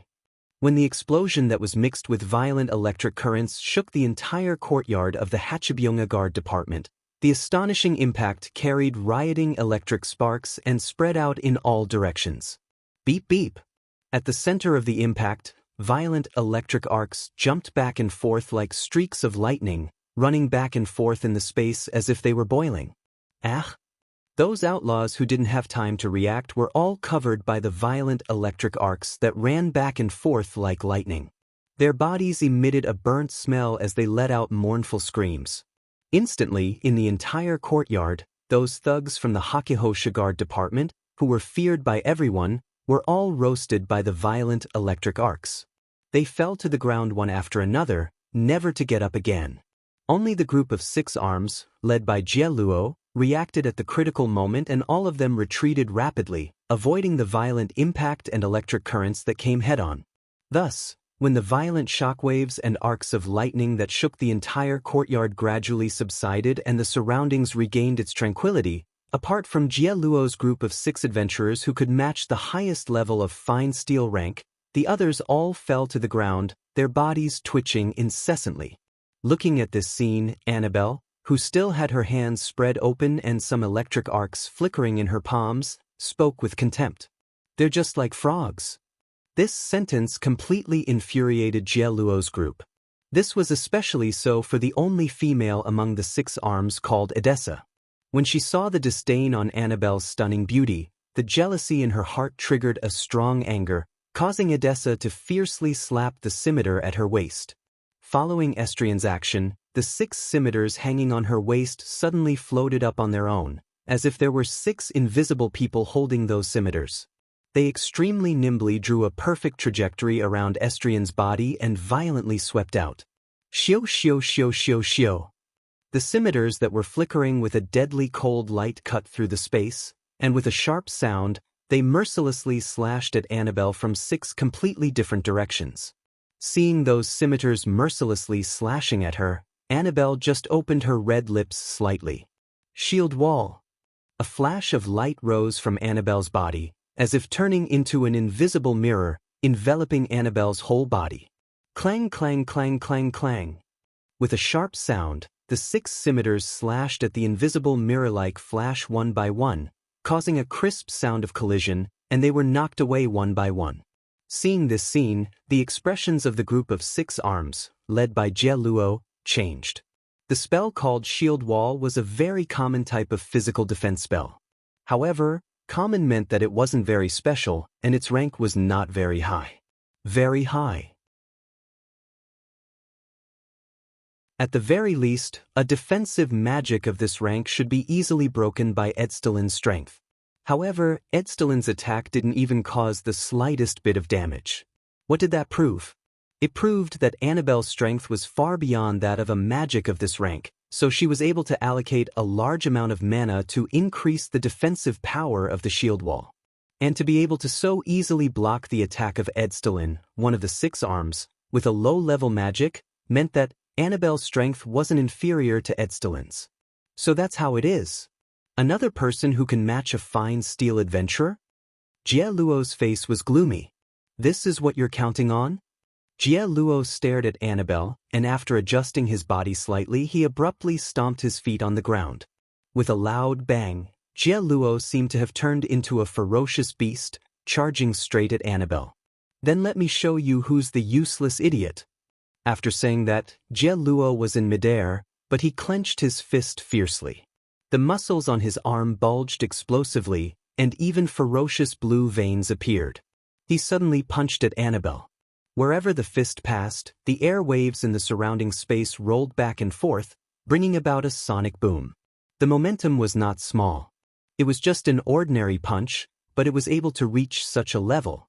Noah's eyes flashed as he watched from behind. A warrior monk? That's right. Jie Luo's profession was a warrior monk. Moreover, he was a powerful warrior monk who had at least trained his body to the extent of being as hard as mithril. Therefore, if Annabelle used the shield wall to defend against this punch, it would definitely be shattered in an instant, and she would even be severely injured. Knowing this, Annabelle still didn't move an inch. She only looked at the approaching Jie Luo with a ferocious expression and slowly extended a finger. Lightning strike. A dazzling electric arc suddenly flickered from the tip of Annabelle's finger. Finally, like lightning, it shot violently at Jie Luo, who was still in midair. A trifling third-rank spell. Jie Luo roared angrily. "Don't underestimate me." With a furious roar, Jie Luo directly punched at the lightning that shot violently at him. He actually didn't dodge or evade the spell, using his body to meet it. Bang!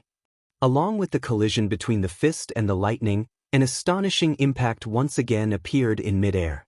It was as if a substantial wave of wind had appeared, causing ripples in the air. It was also at this moment that a phantom suddenly flashed behind Annabelle. Like a mirage, it emerged from illusion to reality. It was an illusion, a spell specially used to confuse people's vision. The person who used it was one of the 6 arms, Dun Lunt. With a sinister smile, Dun Lunt fiercely pulled out the long sword at his waist. "Take her down."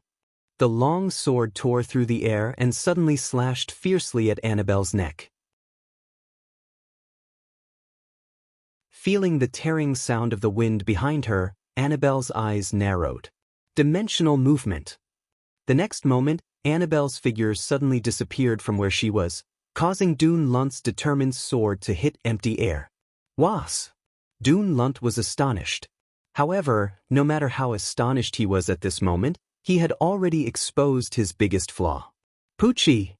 With a tearing sound, a long sword pierced through Dun Lunt's chest, bringing with it dark red blood that splashed all over the ground.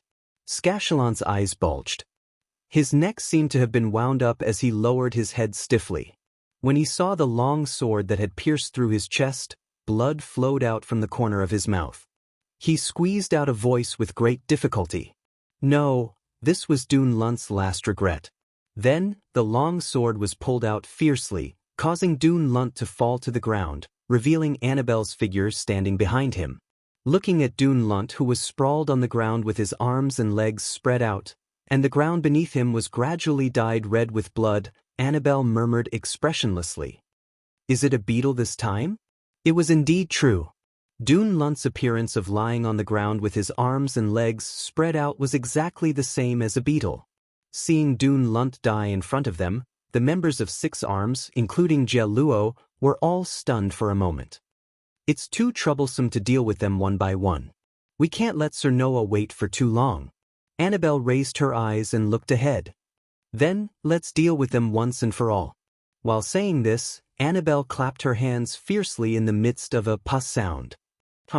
A burst of terrifying magic power burst out from Annabelle's body.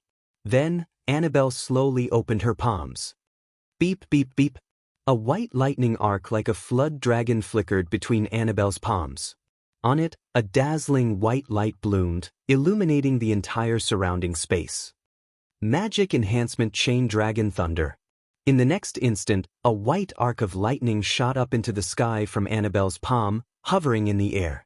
Soon after, like a dragon descending from the sky, it brought along a dazzling white light as it rubbed against the air, heavily landing at the position of the 6 arms members who couldn't react in time.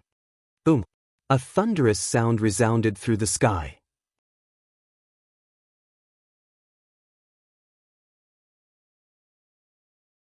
Chapter 12-13. When the dragon-like arcs of lightning landed heavily in the courtyard, almost everyone in the royal city saw this scene. However, in the eyes of others, it was nothing more than a bolt of lightning. Such a bolt of lightning shattered the ground of the courtyard of the Hachibyunga Guard Department, causing a violent impact that blew up inch by inch of the ground. The soil was dug up and the gravel was splashed up. A large number of arcs of lightning were like crazy pythons, scurrying back and forth. The entire space was shrouded in dazzling lightning. No one knew how long this scene lasted. After a long time, when the dazzling white light that shrouded the entire space slowly faded away, the violent impact and crazy arcs of lightning that acted in the space also subsided little by little. The originally well-decorated courtyard had already changed its appearance greatly. A pit appeared on the ground. With Jie-luo as the leader, Dianok, Estrian, Mamvist, Peshlian, and even Schlund, who was stabbed in the chest by Annabelle and died, were all lying in this pit. Occasionally, 1 or 2 electric currents would run through their bodies. Every time an electric current ran through this group of people, their bodies would jump a little, as if they were lying on the ground and bouncing their bodies slightly. Seeing this, Annabelle, who was standing in front of the pit, said sarcastically, "They really do look like fleas." After saying that, Annabelle directly turned around and walked in the direction of Noah. From the beginning to the end, it could be said that Annabelle didn't look directly at the group of strong people who were said to be comparable to the highest level of human fine steel adventurers.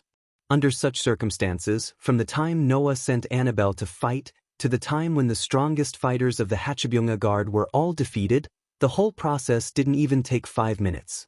In just 5 minutes, even Gu Jiefu, who had the title of the strongest warrior in the kingdom, and Songqiang, who was also a fine steel adventurer, had to pay attention to 6 arms, but in Annabelle's hands, they were easily defeated. The reason was very simple. The magic that Annabelle used was called Chain Dragon Lightning, which was magic above the 7th rank. As for magic spells above the 7th level, that was a mythical realm that humans could not touch. Even if Jie-luo and his party were known as elite steel-tier adventurers, as long as they were humans, they could only nurse a grievance when faced with magic that humans were unable to touch. Even if there were 10 more fine steel adventurers, it would still be the same.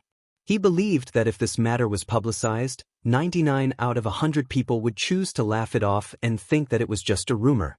The remaining one would only be skeptical, right? But for Annabelle, the person in question, this was nothing more than that. "My apologies, Lord Noah." Annabelle's cold and emotionless appearance completely melted in front of Noah, turning into a respect that could drive people crazy. "I spent some time on those insects."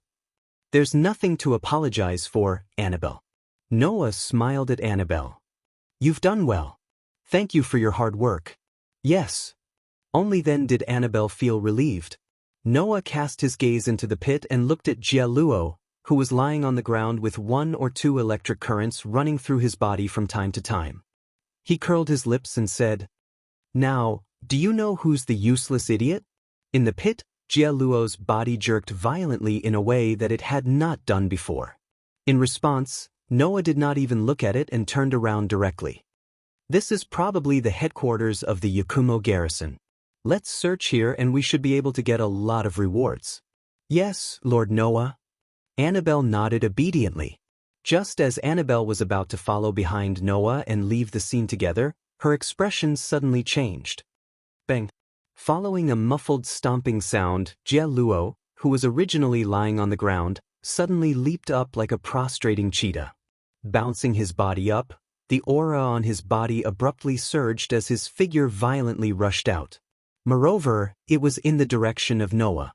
As the leader of the 6 arms that was comparable to a fine steel adventurer, Jie-luo's strength was naturally the strongest in the 6 arms. Jie-luo was confident that even if he were to face the kingdom's strongest warrior, Gu Jiefu, he would definitely not lose. However, today, Jie-luo and all the other members of the 6 arms couldn't even last 5 minutes against Annabelle. Coupled with the chain dragon thunder, just now, Jie-luo knew that even if he were to risk his life, he would definitely not be a match for Annabelle. Jie-luo was naturally filled with disbelief about Annabelle's strength. However, compared to disbelief, Jie-luo's heart was filled with hatred for Noah, who had looked down on him from beginning to end and treated him like a fool, making him behave like a clown. Driven by hatred, Jie-luo turned into a desperado. He did not care about Annabelle, who was still by Noah's side, and stared fixedly at Noah, who was getting closer and closer. The blood at the corner of his mouth rendered his face extremely sinister as he roared hysterically. "Even if I die, I'll drag you down to hell with me." The distance between him and Noah was instantly reduced to 0. Jie Luo clenched his fists tightly, condensing an extremely terrifying force in his fists, and blasted it violently at Noah. This punch brought about a strong oppressive wind. The strong wind blew the fringe in front of Noah's forehead, exposing a pair of deep, dark eyes to Jie Luo's distorted vision due to extreme hatred. However, Jie Luo simply could not see the excessive hatred. In the face of what could be said to be the most powerful attack of his life, Noah's pitch-black eyes did not show any fear, panic, or even the slightest fluctuation. There was only complete and utter calmness. Bang! A muffled sound that made one's heart contract abruptly reverberated through the entire surrounding space, causing a ring of shockwaves to spread out like sound waves, rippling through the extremely dilapidated courtyard. At this moment, Jie Luo, who had unleashed the most powerful punch of his life, slowly narrowed his eyes until they were the size of a needle tip. This was because that blow, which was enough to shatter a huge rock, had been easily blocked by a hand and grasped in the palm of his hand. "You seem to have misunderstood something, right?" Following this calm voice, the hand that had easily received Jie Luo's strongest punch slowly clenched, tightly clenching Jie Luo's fist within. "When I said that you're a useless idiot, I didn't mean that my follower could casually defeat you." Saying this, Noah's gaze met Jie Luo's pupils, which had shrunk to the size of a needle tip, and he sneered. "Rather, to me, you're indeed only at this level, idiot." After saying this, Noah's other hand suddenly clenched into a fist. Clang!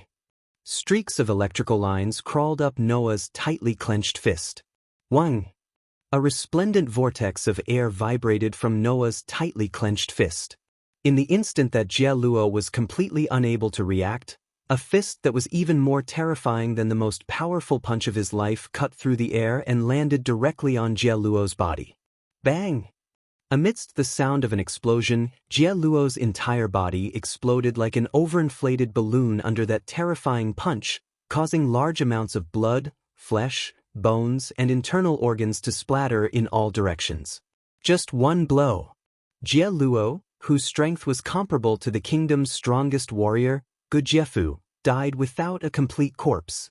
This was the power of Noah's punch that had reached LV4, and his all-around strength was at the stage of SSS. After being strengthened by Enhance Magic, he used Annihilation Strike to display the power of Noah's punch. Ah! A blood-curdling scream rang out. That wasn't the voice of Jie Luo, whose body was smashed to pieces. Instead, it was the voice of the guy who had luckily escaped Annabelle's purge and was still hiding. Only to see that behind the rockery in the courtyard, Stoffen was paralyzed on the ground, screaming miserably with a face full of horror. Recalling Stoffen's despicable behavior and the obscene look he had when he looked at her, Annabelle spoke in a low voice. "Lord Noah, how should we deal with that scarab?" Noah glanced at Staven, who was screaming in pain, and turned around. "As you like." Annabelle suddenly smiled. That was an extremely cruel smile like that of a demon.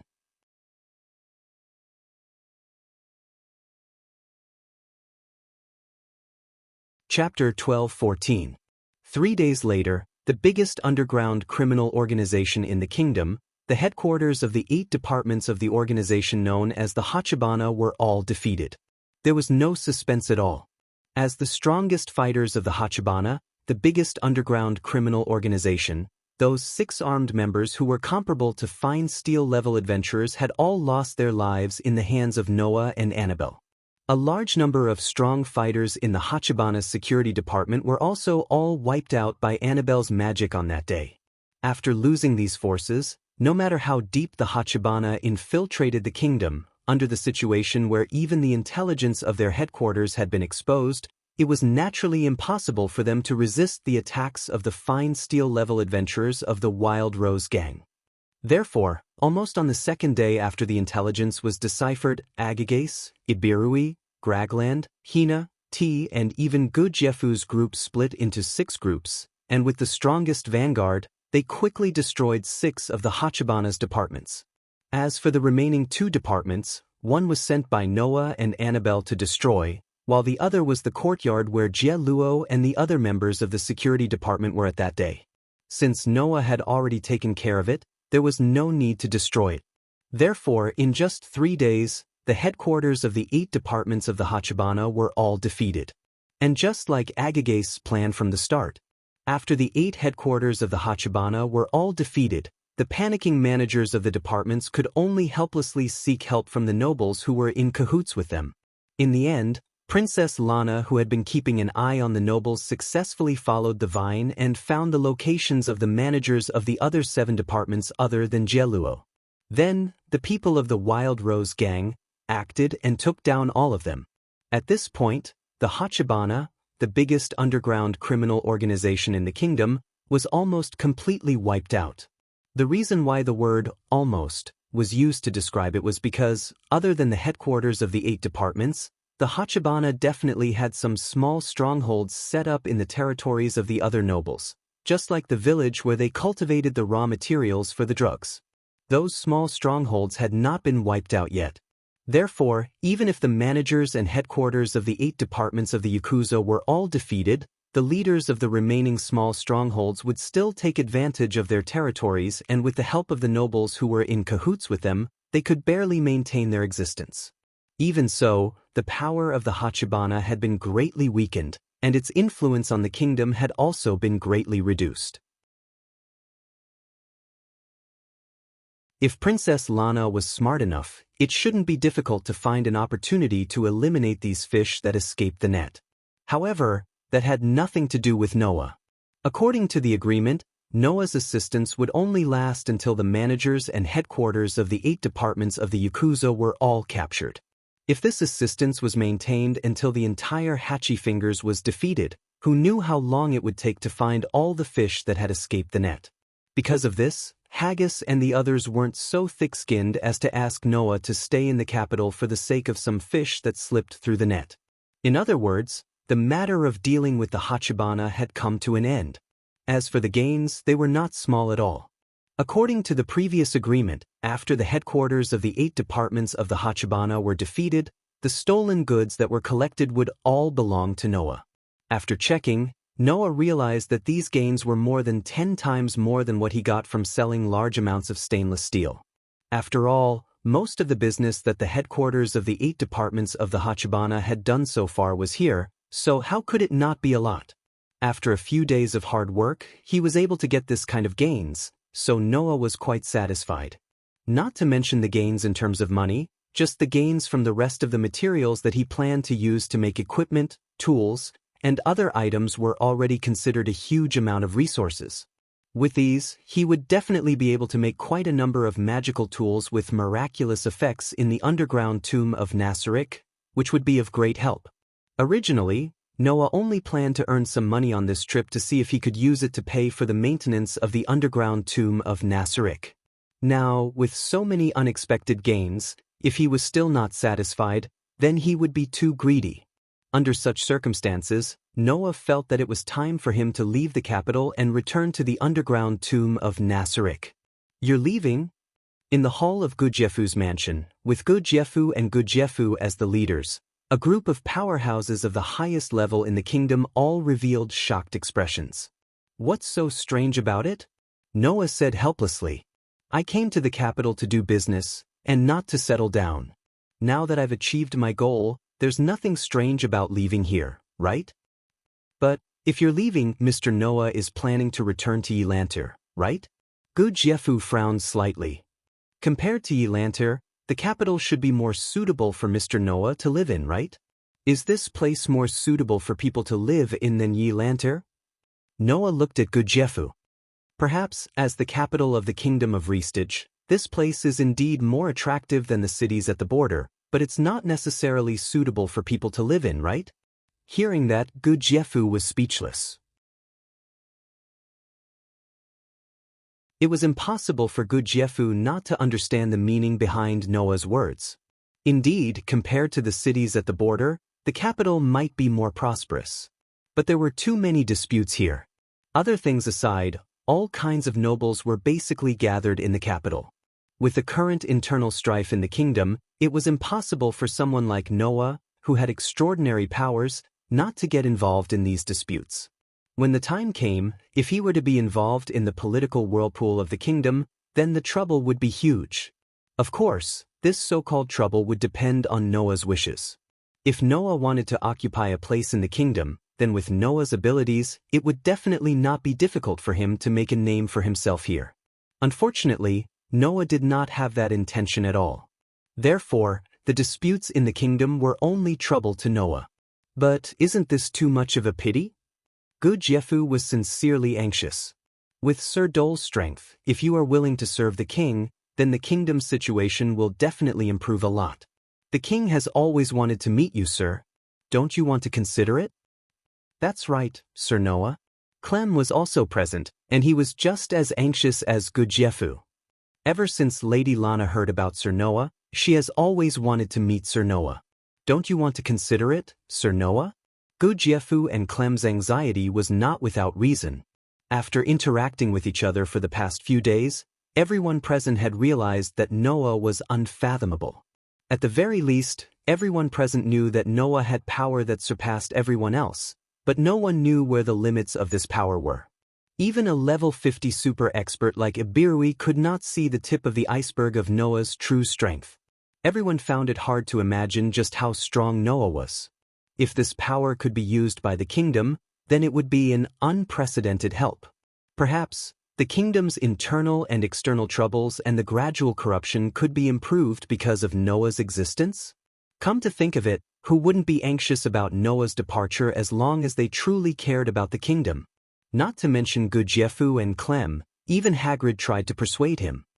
Sir Noah, please reconsider. All right, you guys don't need to say any more.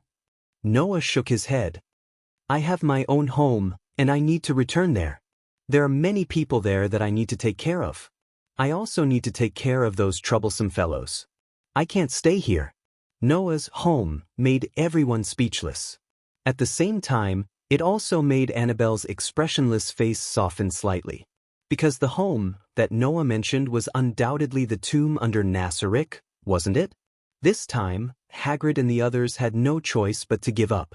Just like that, Noah's plan to leave the royal city was put on the agenda. Night quietly fell. In the courtyard, Noah raised his head and looked at the bright full moon in the sky. His expression was more or less peaceful. No matter which world it is, the moon will be full sometimes. This sentence was heard by someone who happened to pass by. You say that as if you have been to other worlds. Noah's eyes flashed slightly.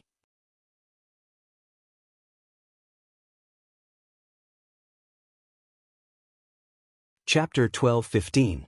The voice behind him made Noah, who was looking at the bright moon in the sky, slowly turn around and look at the source of the voice.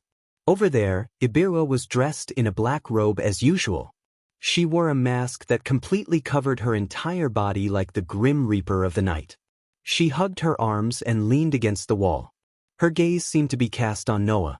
She just stared at Noah and said as she spoke, "However, even if you really came from another world, I wouldn't be surprised at all." Hearing this, Noah nodded, turned around again, looked at the moon in the sky, and said, "Maybe I'm really not from this world, that's hard to say." Obviously, Noah thought Ibiruai's words were an exaggeration. After all, for Ibiruai, Noah's power was indeed beyond the reach of a human.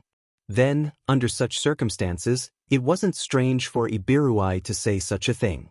In view of this, Noah followed Ibiruai's words and half-jokingly told the truth. Noah didn't know this. What Ibiruai said next was very important to Noah. Looking at Noah's back facing her, looking at the bright moon in the sky, his robe fluttering in the night wind, creating an exceptionally beautiful scene, Ibiruai hesitated. After a while, Ibiruai seemed to have made up her mind and finally asked such a question. "Hey, you're not a god, are you?" "God?" Noah turned his head and looked at Ibiruai with some confusion. "What is that? You don't know? Could it be that you are not a god?" Ibirui asked thoughtfully. "No, maybe even you don't know that you're a god, that's hard to say." Seeing that Ibirui had fallen into a state of soliloquy, Noah felt a little puzzled. Can you not say things that others don't understand? Just as Noah was about to say those words, an unexpected impact hit Noah with Ibirua's next sentence. Raising her youthful face that could be imagined even if she couldn't see it, Elburu looked straight at Noah. After a moment of consideration, she said so. Are you a player? Hearing this, Noah's eyes suddenly narrowed. He suddenly raised his head and looked at Ibirua. Just now, what did this vampire girl say? Players? It was indeed the players, wasn't it? Looking at Noah's sudden strong reaction, Iber's hands tightened little by little. Her voice was filled with an unimaginable uneasiness and solemnity. I knew it. You really are a player. I knew it. It's impossible for an ordinary human to possess such powerful strength. Unless you are a player from another world or a descendant who has inherited the bloodline of these players. A player from another world. Hearing Ibirua's words, Noah's eyes couldn't help but flicker. If it wasn't for the unstable emotions that caused his mana to go berserk when he was young, Noah would have cultivated a calmer state of mind in critical moments. But now, he couldn't help but be shaken, right? At this time, Noah only had one question in his mind. That is, does the so-called player that Ibirua mentioned match the first thought that came to his mind when he first heard this word? So, Noah took a deep breath, calmed down, and looked straight at Ibirua. What do you mean by player? Noah's words made Ibirua frown. At this point, are you still going to hide it? There's something wrong with what you just said, Noah said calmly. First of all, I really don't know what you mean by player. Liar. Ibirua directly refuted. Your performance just now clearly shows that you know about the existence of players. Indeed, I know of a type of existence known as the players. Noah looked at Ibirua. But I don't know if the players I know are the same as the players you know. Ibirua was a little surprised. Don't tell me you don't know about the existence of other players? Other players? Noah narrowed his eyes and shook his head. Impossible. If it's the type of player I know, then there shouldn't be any other similar existence in this world. Why did the tomb in Nasaric transmigrate from the game Yggdrasil to this world? Because of the connection between the two worlds, the data in Yggdrasil, which should have been in the other world, flowed into this world, and in the process, completed the materialization. According to what Gaia and Aleia said, before the tomb in Nasaric transmigrated to this world, there was indeed a player from Yggdrasil that came with it. However, that player should have been intercepted by Gaia and Aleia. Then, there shouldn't be a player from Yggdrasil in this world. Although that was what he said, the more Noah thought about it, the more he felt that something was wrong. Come to think of it, they were clearly two completely different worlds. Why did this world have so many similarities with Yggdrasil? In Yggdrasil, there were so-called professions. In this world, there were also so-called professions. In Yggdrasil, there was magic. In this world, there were many spells similar to Yggdrasil. Even the magical items from Yggdrasil had appeared in this world. For example, the magic sealing crystal that Noah obtained from the sunlight scripture, Purgatory, was a magic item from Yggdrasil. Why did these two completely different worlds have so many similarities? This was not a parallel world like Aslan or Edras, nor was it a world of different species like the world of humans and the world of elemental fairies. This was a world that was completely separated, two worlds that existed independently in the between the worlds. Logically speaking, there shouldn't be so many similarities between these two worlds, right? Could it be that in this world, there really were other players from Yggdrasil? Undoubtedly, Gaia and Aleia said that there was only one player that could come to this world, and that player was also intercepted. What was going on? Looks like you really don't know about the existence of other players. Seeing Noah's distressed appearance, Ibirua said thoughtfully, "No wonder you didn't react when you heard about the legend of the 8 Desires King." Ibirua's words woke Noah up. 8 Desires King. It had once possessed a great amount of divine power and had briefly dominated this world. No one knew where it had come from. Could it be? Noah looked at Ibirua in shock. The Eight Desires King is a player? Ibirua didn't answer Noah's question. Instead, she pondered for a while and suddenly said, "Actually, he's not the only one like the Eight Desires King, who suddenly appeared in this world out of nowhere and possessed great divine power. Once, the existence known as the 13 Heroes, the demon god that they defeated also suddenly appeared in this world," Ibirua said in a low voice. The 6 gods that the Celian theocracy believes in also suddenly appeared in this world. Noah's expression instantly became uncertain. Thinking about it this way, it was true that many famous existences in myths and legends had appeared in such an extremely abrupt manner. The Eight Desires King that once dominated this world. The demon god that the 13 heroes defeated. The 6 gods that the Celian theocracy believed in. These were all existences that suddenly appeared in this world. These existences that suddenly appeared in this world with great divine power are the players that I know. Ibirua looked at Noah. And the descendants of these players will be addressed differently because of their race. However, the people of the theocracy call the players who inherited the bloodline of the 6 gods. Noah's heart was more or less in a mess.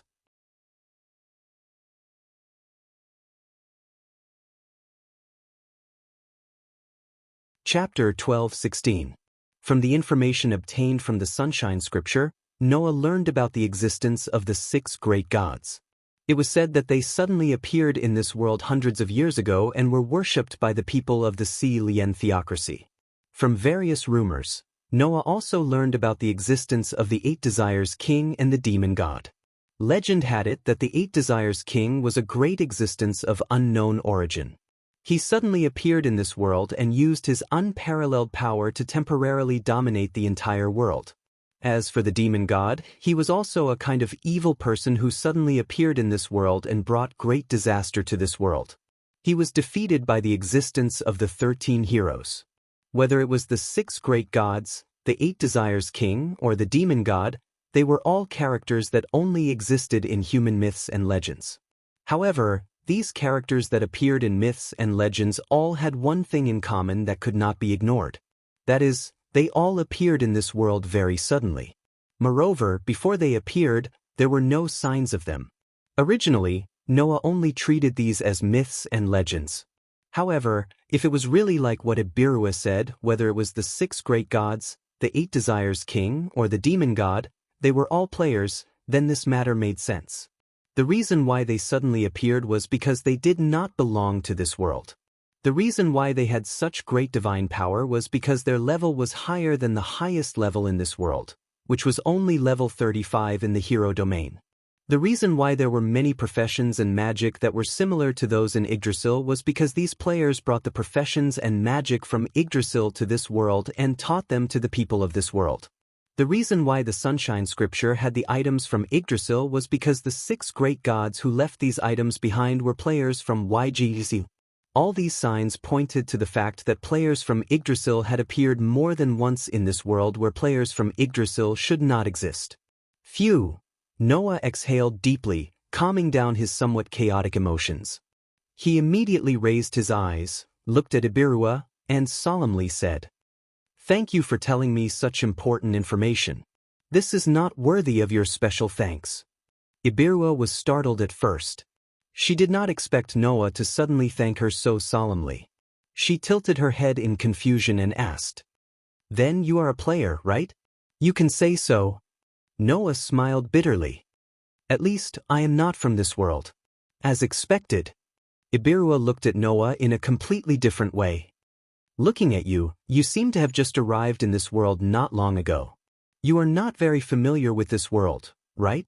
Once you are familiar with this world, what do you plan to do with it?" But Ibirua did not say this last sentence. However, this was what Ibirua was the most. There was no other way. The descent of the 6 great gods into this world led to the emergence of the Celian cult nation, a nation that rejected all races other than humans and advocated the supremacy of humans. The Eight Desires King had King of Eight Desires King came to this world, the demon god of kings of gods, and brought unimaginable disasters gods. Every time a player came, they would have a great impact on this world. Then, as a player, what does Noah plan to do with this world after coming to this world? Is he going to become a religion like the 6 great gods and build a human country? Is he going to sweep away thousands of armies and rule the world like the 8 Desires king? Or is he going to bring unimaginable disasters to the world like the demon god of gods? Ibirua realized that this seemingly ordinary human in front of her could change this world greatly with just a thought. Is this change good or bad? If she did not confirm it, who would be at ease? As if seeing through the uneasiness and solemnity in Ibirui's heart, Noah sighed and turned around. You don't have to worry. As long as the people of this world do not provoke me, then I will not do anything to the people of this world. This answer made Ibirua's uneasiness even more intense. So, Ibirua could not help but say, "Then what if someone provokes you?" Noah glanced at Ibirua and said indifferently, "If there's a grudge, then there's a grudge. If there's a grudge, then there's a grudge, right?" This sentence sent a chill down Ibirua's spine. The meaning of Noah's words could not be clearer. As long as they don't provoke him, then he will not come looking for trouble. However, as long as they provoked him, he would not show them any mercy. Ibirua felt that she really needed to tell Haggis and Gudjefu not to provoke Noah for the sake of the kingdom's interests. Otherwise, this corrupt country with internal and external troubles will really be finished. So, Ibirua took a deep breath and asked tentatively, "Apart from you, this time, are there any other players who came to this world with you?" Noah said bluntly, "Apart from me, there are only a few of my subordinates who came with me. They are not players, but something similar to summon monsters. As long as I don't allow it, they will not casually participate in the disputes of this world." "Is that so?" Eleanor sighed in relief and nodded. "I understand. I hope one day you will not become an enemy of humanity." "Enemy of humanity?" Noah looked at Ibirua with a half-smile. "As an Undying, you're quite fond of humans." "Is that so?" Ibirua said, not to be outdone. "As a human, don't you get along well with the other races?" Noah shrugged and didn't say anything else. Seeing this, Ibirua also tactfully shut her mouth. She took a deep look at Noah's back before quietly retreating. Only Noah was left. He continued to look at the bright moon in the sky, but his mood was no longer as relaxed as before. Instead, it was full of thoughts. Looks like it is necessary to talk to Gaia and Aleia about this matter. Why were there so many Yggdrasil players in this world that had once descended into this world? Noah really couldn't answer this question alone. Only Gaia and Aleia could give an affirmative answer based on this matter. Just when Noah was lost in thought, an aura suddenly approached Noah at an extremely fast speed. Noah, who was awakened from his thoughts, turned his head in surprise and looked at the entrance of the courtyard. There, like a ninja, Annabelle suddenly descended from the sky and knelt on one knee on the ground, looking at Noah. At this moment, Annabelle's beautiful face was filled with unprecedented worry. Then, Annabelle spoke hesitantly with such worry in her voice. "Sir Noah, Sir Yerbade has just sent a message." "Yerbade?" Noah clearly noticed the worry on Annabelle's pretty face, and an ominous premonition rose in his heart. "What did Yerbade say?" Annabelle parted her red lips and opened her mouth slightly, but it seemed that there was something that she couldn't say out loud. She also seemed to be worried that Noah would be angry if she said it out loud. She couldn't say anything for a while. That performance made the ominous premonition in Noah's heart even stronger. "What's wrong?" Noah looked at Annabelle closely. "Is it something you can't tell me?" Annabelle bit her lips, and after a long while, she finally spoke with some difficulty. "Sir Zatiya rebelled." Noah's face suddenly sank. Nassarik Underground Tomb, Basement 10. Noah, who used the ability of Anzuar, Ring of Respect, to teleport back to the Nassarik Underground Tomb, opened the door of the room in front of the throne room that couldn't be directly teleported to, and walked out. Outside the door, led by Yerbade, Yon, Mare, Cossitz, Demugos, and other guardians were all present. Even Sebastian and the rest of the combat maids were here. "Sir Noah." A group of NPCs in the Nassarik Underground Tomb all knelt on one knee and bowed their noblest heads to Noah.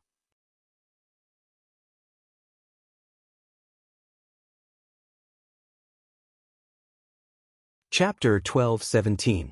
There was an unbearable stifling atmosphere in the air. Looking at the NPCs kneeling on one knee in front of him with their heads lowered, not even daring to breathe loudly, Noah could clearly feel the deep uneasiness hidden in their hearts. That uneasiness was mainly directed at Noah. Moreover, rather than uneasiness, it was more like fear. Of course, what the NPCs of the underground tomb were afraid of was not Noah, but whether or not Noah would be disappointed in them. After spending some time together, Noah had a deep understanding of the loyalty of these NPCs. To these NPCs, Noah, the supreme ruler of the great underground tomb of Nasarek, was everything. The strong loyalty that no one could compare to made these NPCs care about Noah to the extreme. If Noah doubted or was disappointed in the NPCs of the underground tomb because of Satya's rebellion, it would definitely be worse than death for these NPCs. It was precisely because he knew this that Noah felt that it was really inconceivable. As a guardian of the highest level of loyalty to Noah, how could Satya rebel? With such feelings, Noah looked at the NPCs of the underground tomb, who did not even dare to breathe loudly, and sighed. "Alright, you don't have to be so worried. Satya is Satya, and you are you. I won't blame all of you for one person's mistakes." After saying that, Noah turned around and walked in the direction of the throne room. "You all come together." "Yes, Your Majesty." Everyone obediently agreed, stood up, and followed Noah in the direction of the throne room. Because Noah used the ability of Anzul's Ring of Respect to teleport directly to the room in front of the throne room, the distance between the throne room and the throne room was not very far. When Noah arrived in front of the throne room, the two combat maids went past Noah and opened the door for Noah to pass through. Noah led a group of NPCs from Nazarek's underground tomb into the throne room. A group of NPCs from Nazarek's underground catacombs stopped in front of the throne room. Noah, on the other hand, walked up the steps alone, came to the throne, and sat down directly. Noah didn't even look at the NPCs in the great underground tomb of Nasarek as he issued an order. "Main control source, activate." As soon as he finished speaking, a translucent window that looked a bit like a control panel suddenly flashed in front of Noah. This scene was like a character opening a personal interface in a game. It gave people a feeling that this was not reality. Noah cast his gaze at the window that suddenly flashed in front of him. It was a window that was divided into several pages by labels. Each page was densely filled with text. This window was the management system of the underground tomb of Nasarek. It recorded the daily management fees of the underground tomb of Nasarek, as well as the types and numbers of monsters that existed on each floor of the tomb, as well as the various magical traps that were being activated. In Yggdrasil, this window could be opened at any time and place. However, after coming to this world, this main window that represented the operation and management of the underground tomb of Nasarek could only be opened and operated in the throne room, which was equivalent to the heart of the tomb. Usually, when Noah confirmed the operation of the underground tomb of Nasarek, he would first make a general confirmation here, then listen to the detailed reports of the situation on each floor of Yair-Bade's integration. Therefore, Noah was quite familiar with how to operate this main window. With practiced movements, Noah's finger swiped back and forth on the main window a few times and opened the NPC display page. It recorded the names of all the NPCs in the underground tomb of Nasarek. Because the order was determined by level, Noah easily saw the name of the level 100 NPC, Satya. Her name was now in a dazzling reddish-black color. Apart from Satya, the names of the other NPCs were displayed in white text. Looking at Satya's dazzling reddish-black name, Noah frowned and looked at Yair-Bade. "This is the reason why you confirmed that Satya betrayed us?" When Noah was not in the underground tomb of Nasarek, Yair-Bade was in charge of adjusting and confirming the main window here, as well as the operation and management of the underground tomb of Nasarek. Presumably, Yair-Bade had discovered that Satya's name was abnormal, so he came to this conclusion, right? Not only that. Yair-Bade's pretty face tensed up as if to strengthen his persuasion. After discovering Satya's abnormality, we also tried to contact her, but no matter who it was, we couldn't successfully contact her.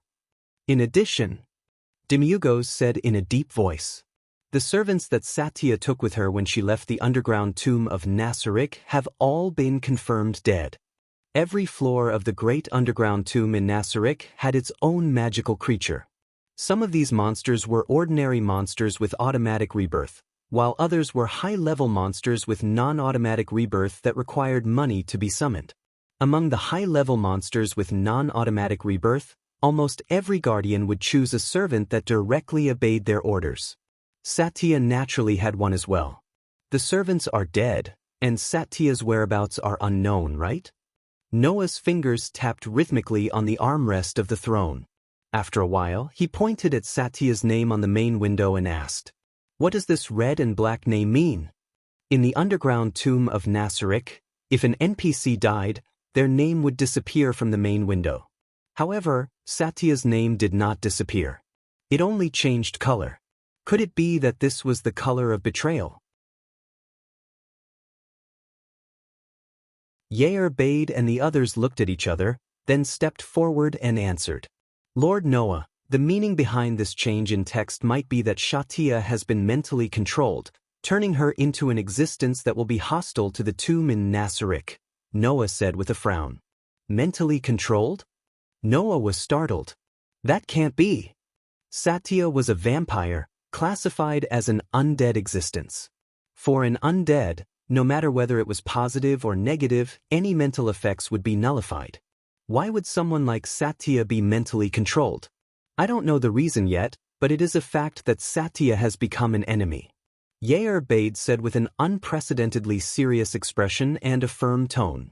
No matter the reason, Satya, who betrayed Lord Noah, cannot be forgiven.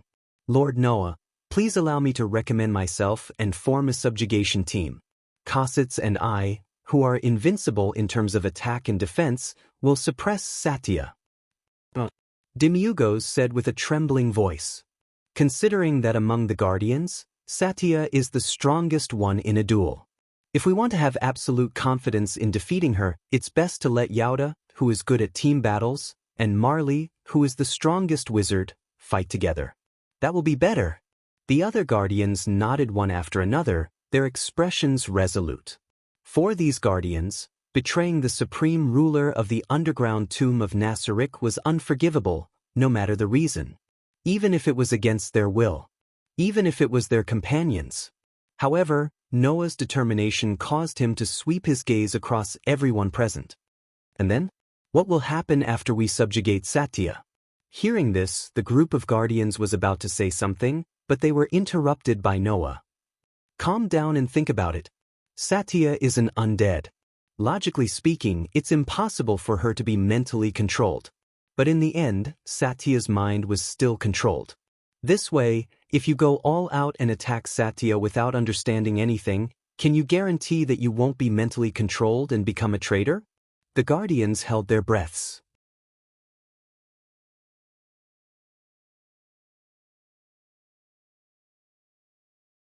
Chapter 12:18. When it came to loyalty to the highest ruler of the Nassarik underground tomb, as long as one was a member of the Nassarik underground tomb, there was no one who couldn't hold their heads high and confidently tell everyone that they would never betray him. It was also because of this strong loyalty that everyone present was so angry at Satya's betrayal. Everyone, including Yair Abed and Demiurgos, felt that Satya's betrayal was trampling on this loyalty, right? For the NPCs of the Nassarik underground tomb who had the same loyalty, wasn't this unforgivable? In addition, even if she had no choice, Satya had indeed betrayed the supreme ruler of the Nassarik underground tomb. No matter what the reason was, it would not be able to convince the NPCs of the Nassarik underground tomb to understand. However, if the same thing were to happen to him, what would happen? Yair Abed and the others shuddered just thinking about it. If they were under mind control, even if they were unwilling, what could they do? In the end, they would still betray Noah, wouldn't they? The NPCs of the Nassarik underground tomb were not afraid of death. Compared to being mentally controlled and betraying Noah, these NPCs would rather die. The scary thing was that they couldn't even choose to die. That would be a fate worse than death. Do you understand now? Noah sighed. Even Satya, who shouldn't be mentally controlled, was mentally controlled. How can you guarantee that you won't encounter the same thing? Calm down. Only then did the NPCs in Nazarek's underground tomb calm down and calm down. Sorry, Lord Noah, Yair Abed said with some shame. We were reckless. That's not important. Noah shook his head. What's important is that we have to figure out why Satya was mentally controlled. Otherwise, your situation will become very dangerous. The NPCs of the Nazaric underground tomb nodded heavily. In Yggdrasil, mental control also existed. A mind-dominated character is, as the name suggests, a subject of servitude to the person using the mind domination until the mind domination is removed or the character dies. As an undying, be it positive or negative mental influence, it should not have any effect on Satya. However, there were exceptions to everything.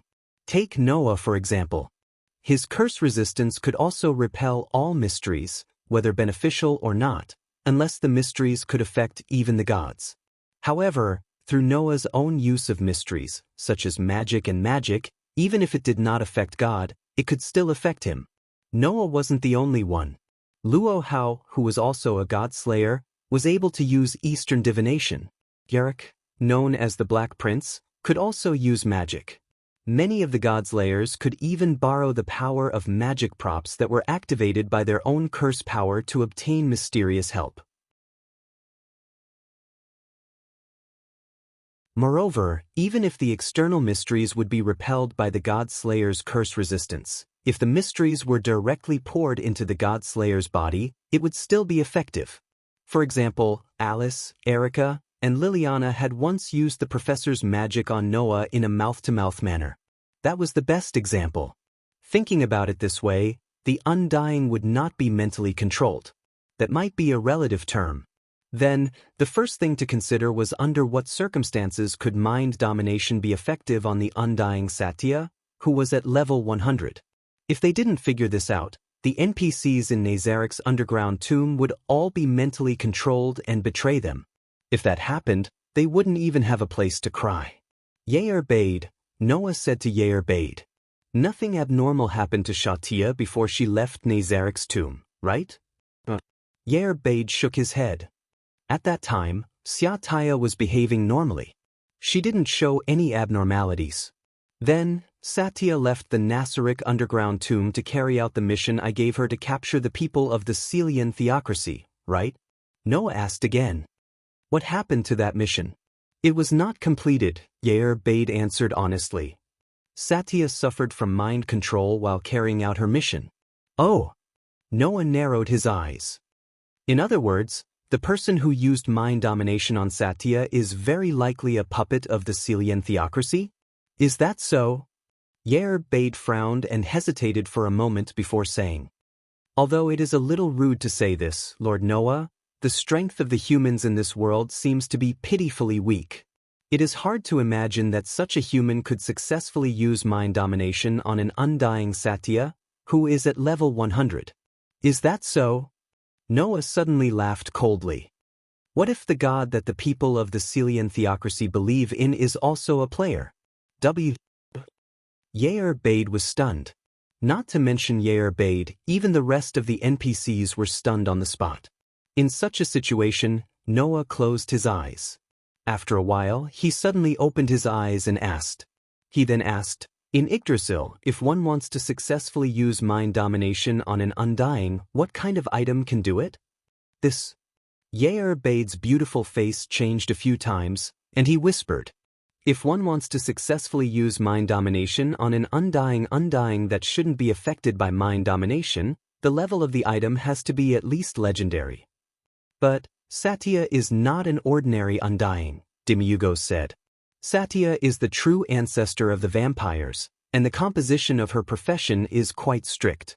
It specializes in strengthening her in combat. Among those professions, there are many special skills that can resist mind magic. In addition, Satya also carries an item to reduce the effects of abnormal statuses. In theory, it is impossible for her to be mind-dominated. At this point, Demiurgos seemed to have thought of something and muttered. Unless. Noah looked at Demugos. Unless it is a world-class item, right? Everyone suddenly fell silent. A world-class item. There were only 200 of them in the entire Yggdrasil. It could break the game's balance and could be said to be the ultimate item that broke the game's rules. The power of an item of this level could even be compared to an X-grade relic. If it was such an ultimate item in Yggdrasil that could even break the balance of the game, it was not impossible for Xiataya to be mentally controlled. But that's impossible, Demugos said in disbelief. In this world, other than the Supreme Being, is there anyone else who can have a world-class item? What's impossible about that? Noah was speechless. If the 6 great gods of the Sea Lien cult nation were really players, then maybe they really could have left a world-class item for the people of that country. After all, the 6 great gods were also players of Yggdrasil, right? Although not everyone could have a world-class item, and there were only 200 of them in the entire Yggdrasil, it was not surprising that a player who was known as the 6 great gods would bring one into this world. Noah just did not expect that the people sent by the Sea Lien cult nation to the vicinity of Khan village would be able to bring the most precious world-class item for a group of missing believers. If he could have gotten the information that the 6 great gods of the Sea Lien cult nation were players in advance, Noah would not have rashly sent the NPCs in the underground tomb of Nassarik to capture them. Thinking of this, Noah took a deep breath and looked at Yair Bade.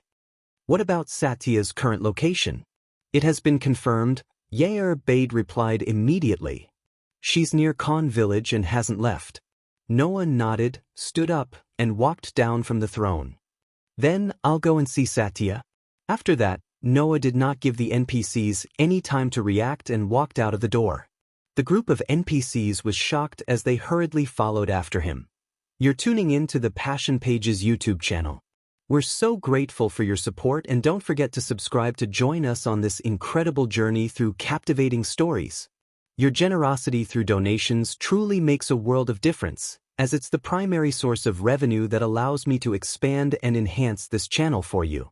Thank you from the bottom of my heart for being a part of this adventure.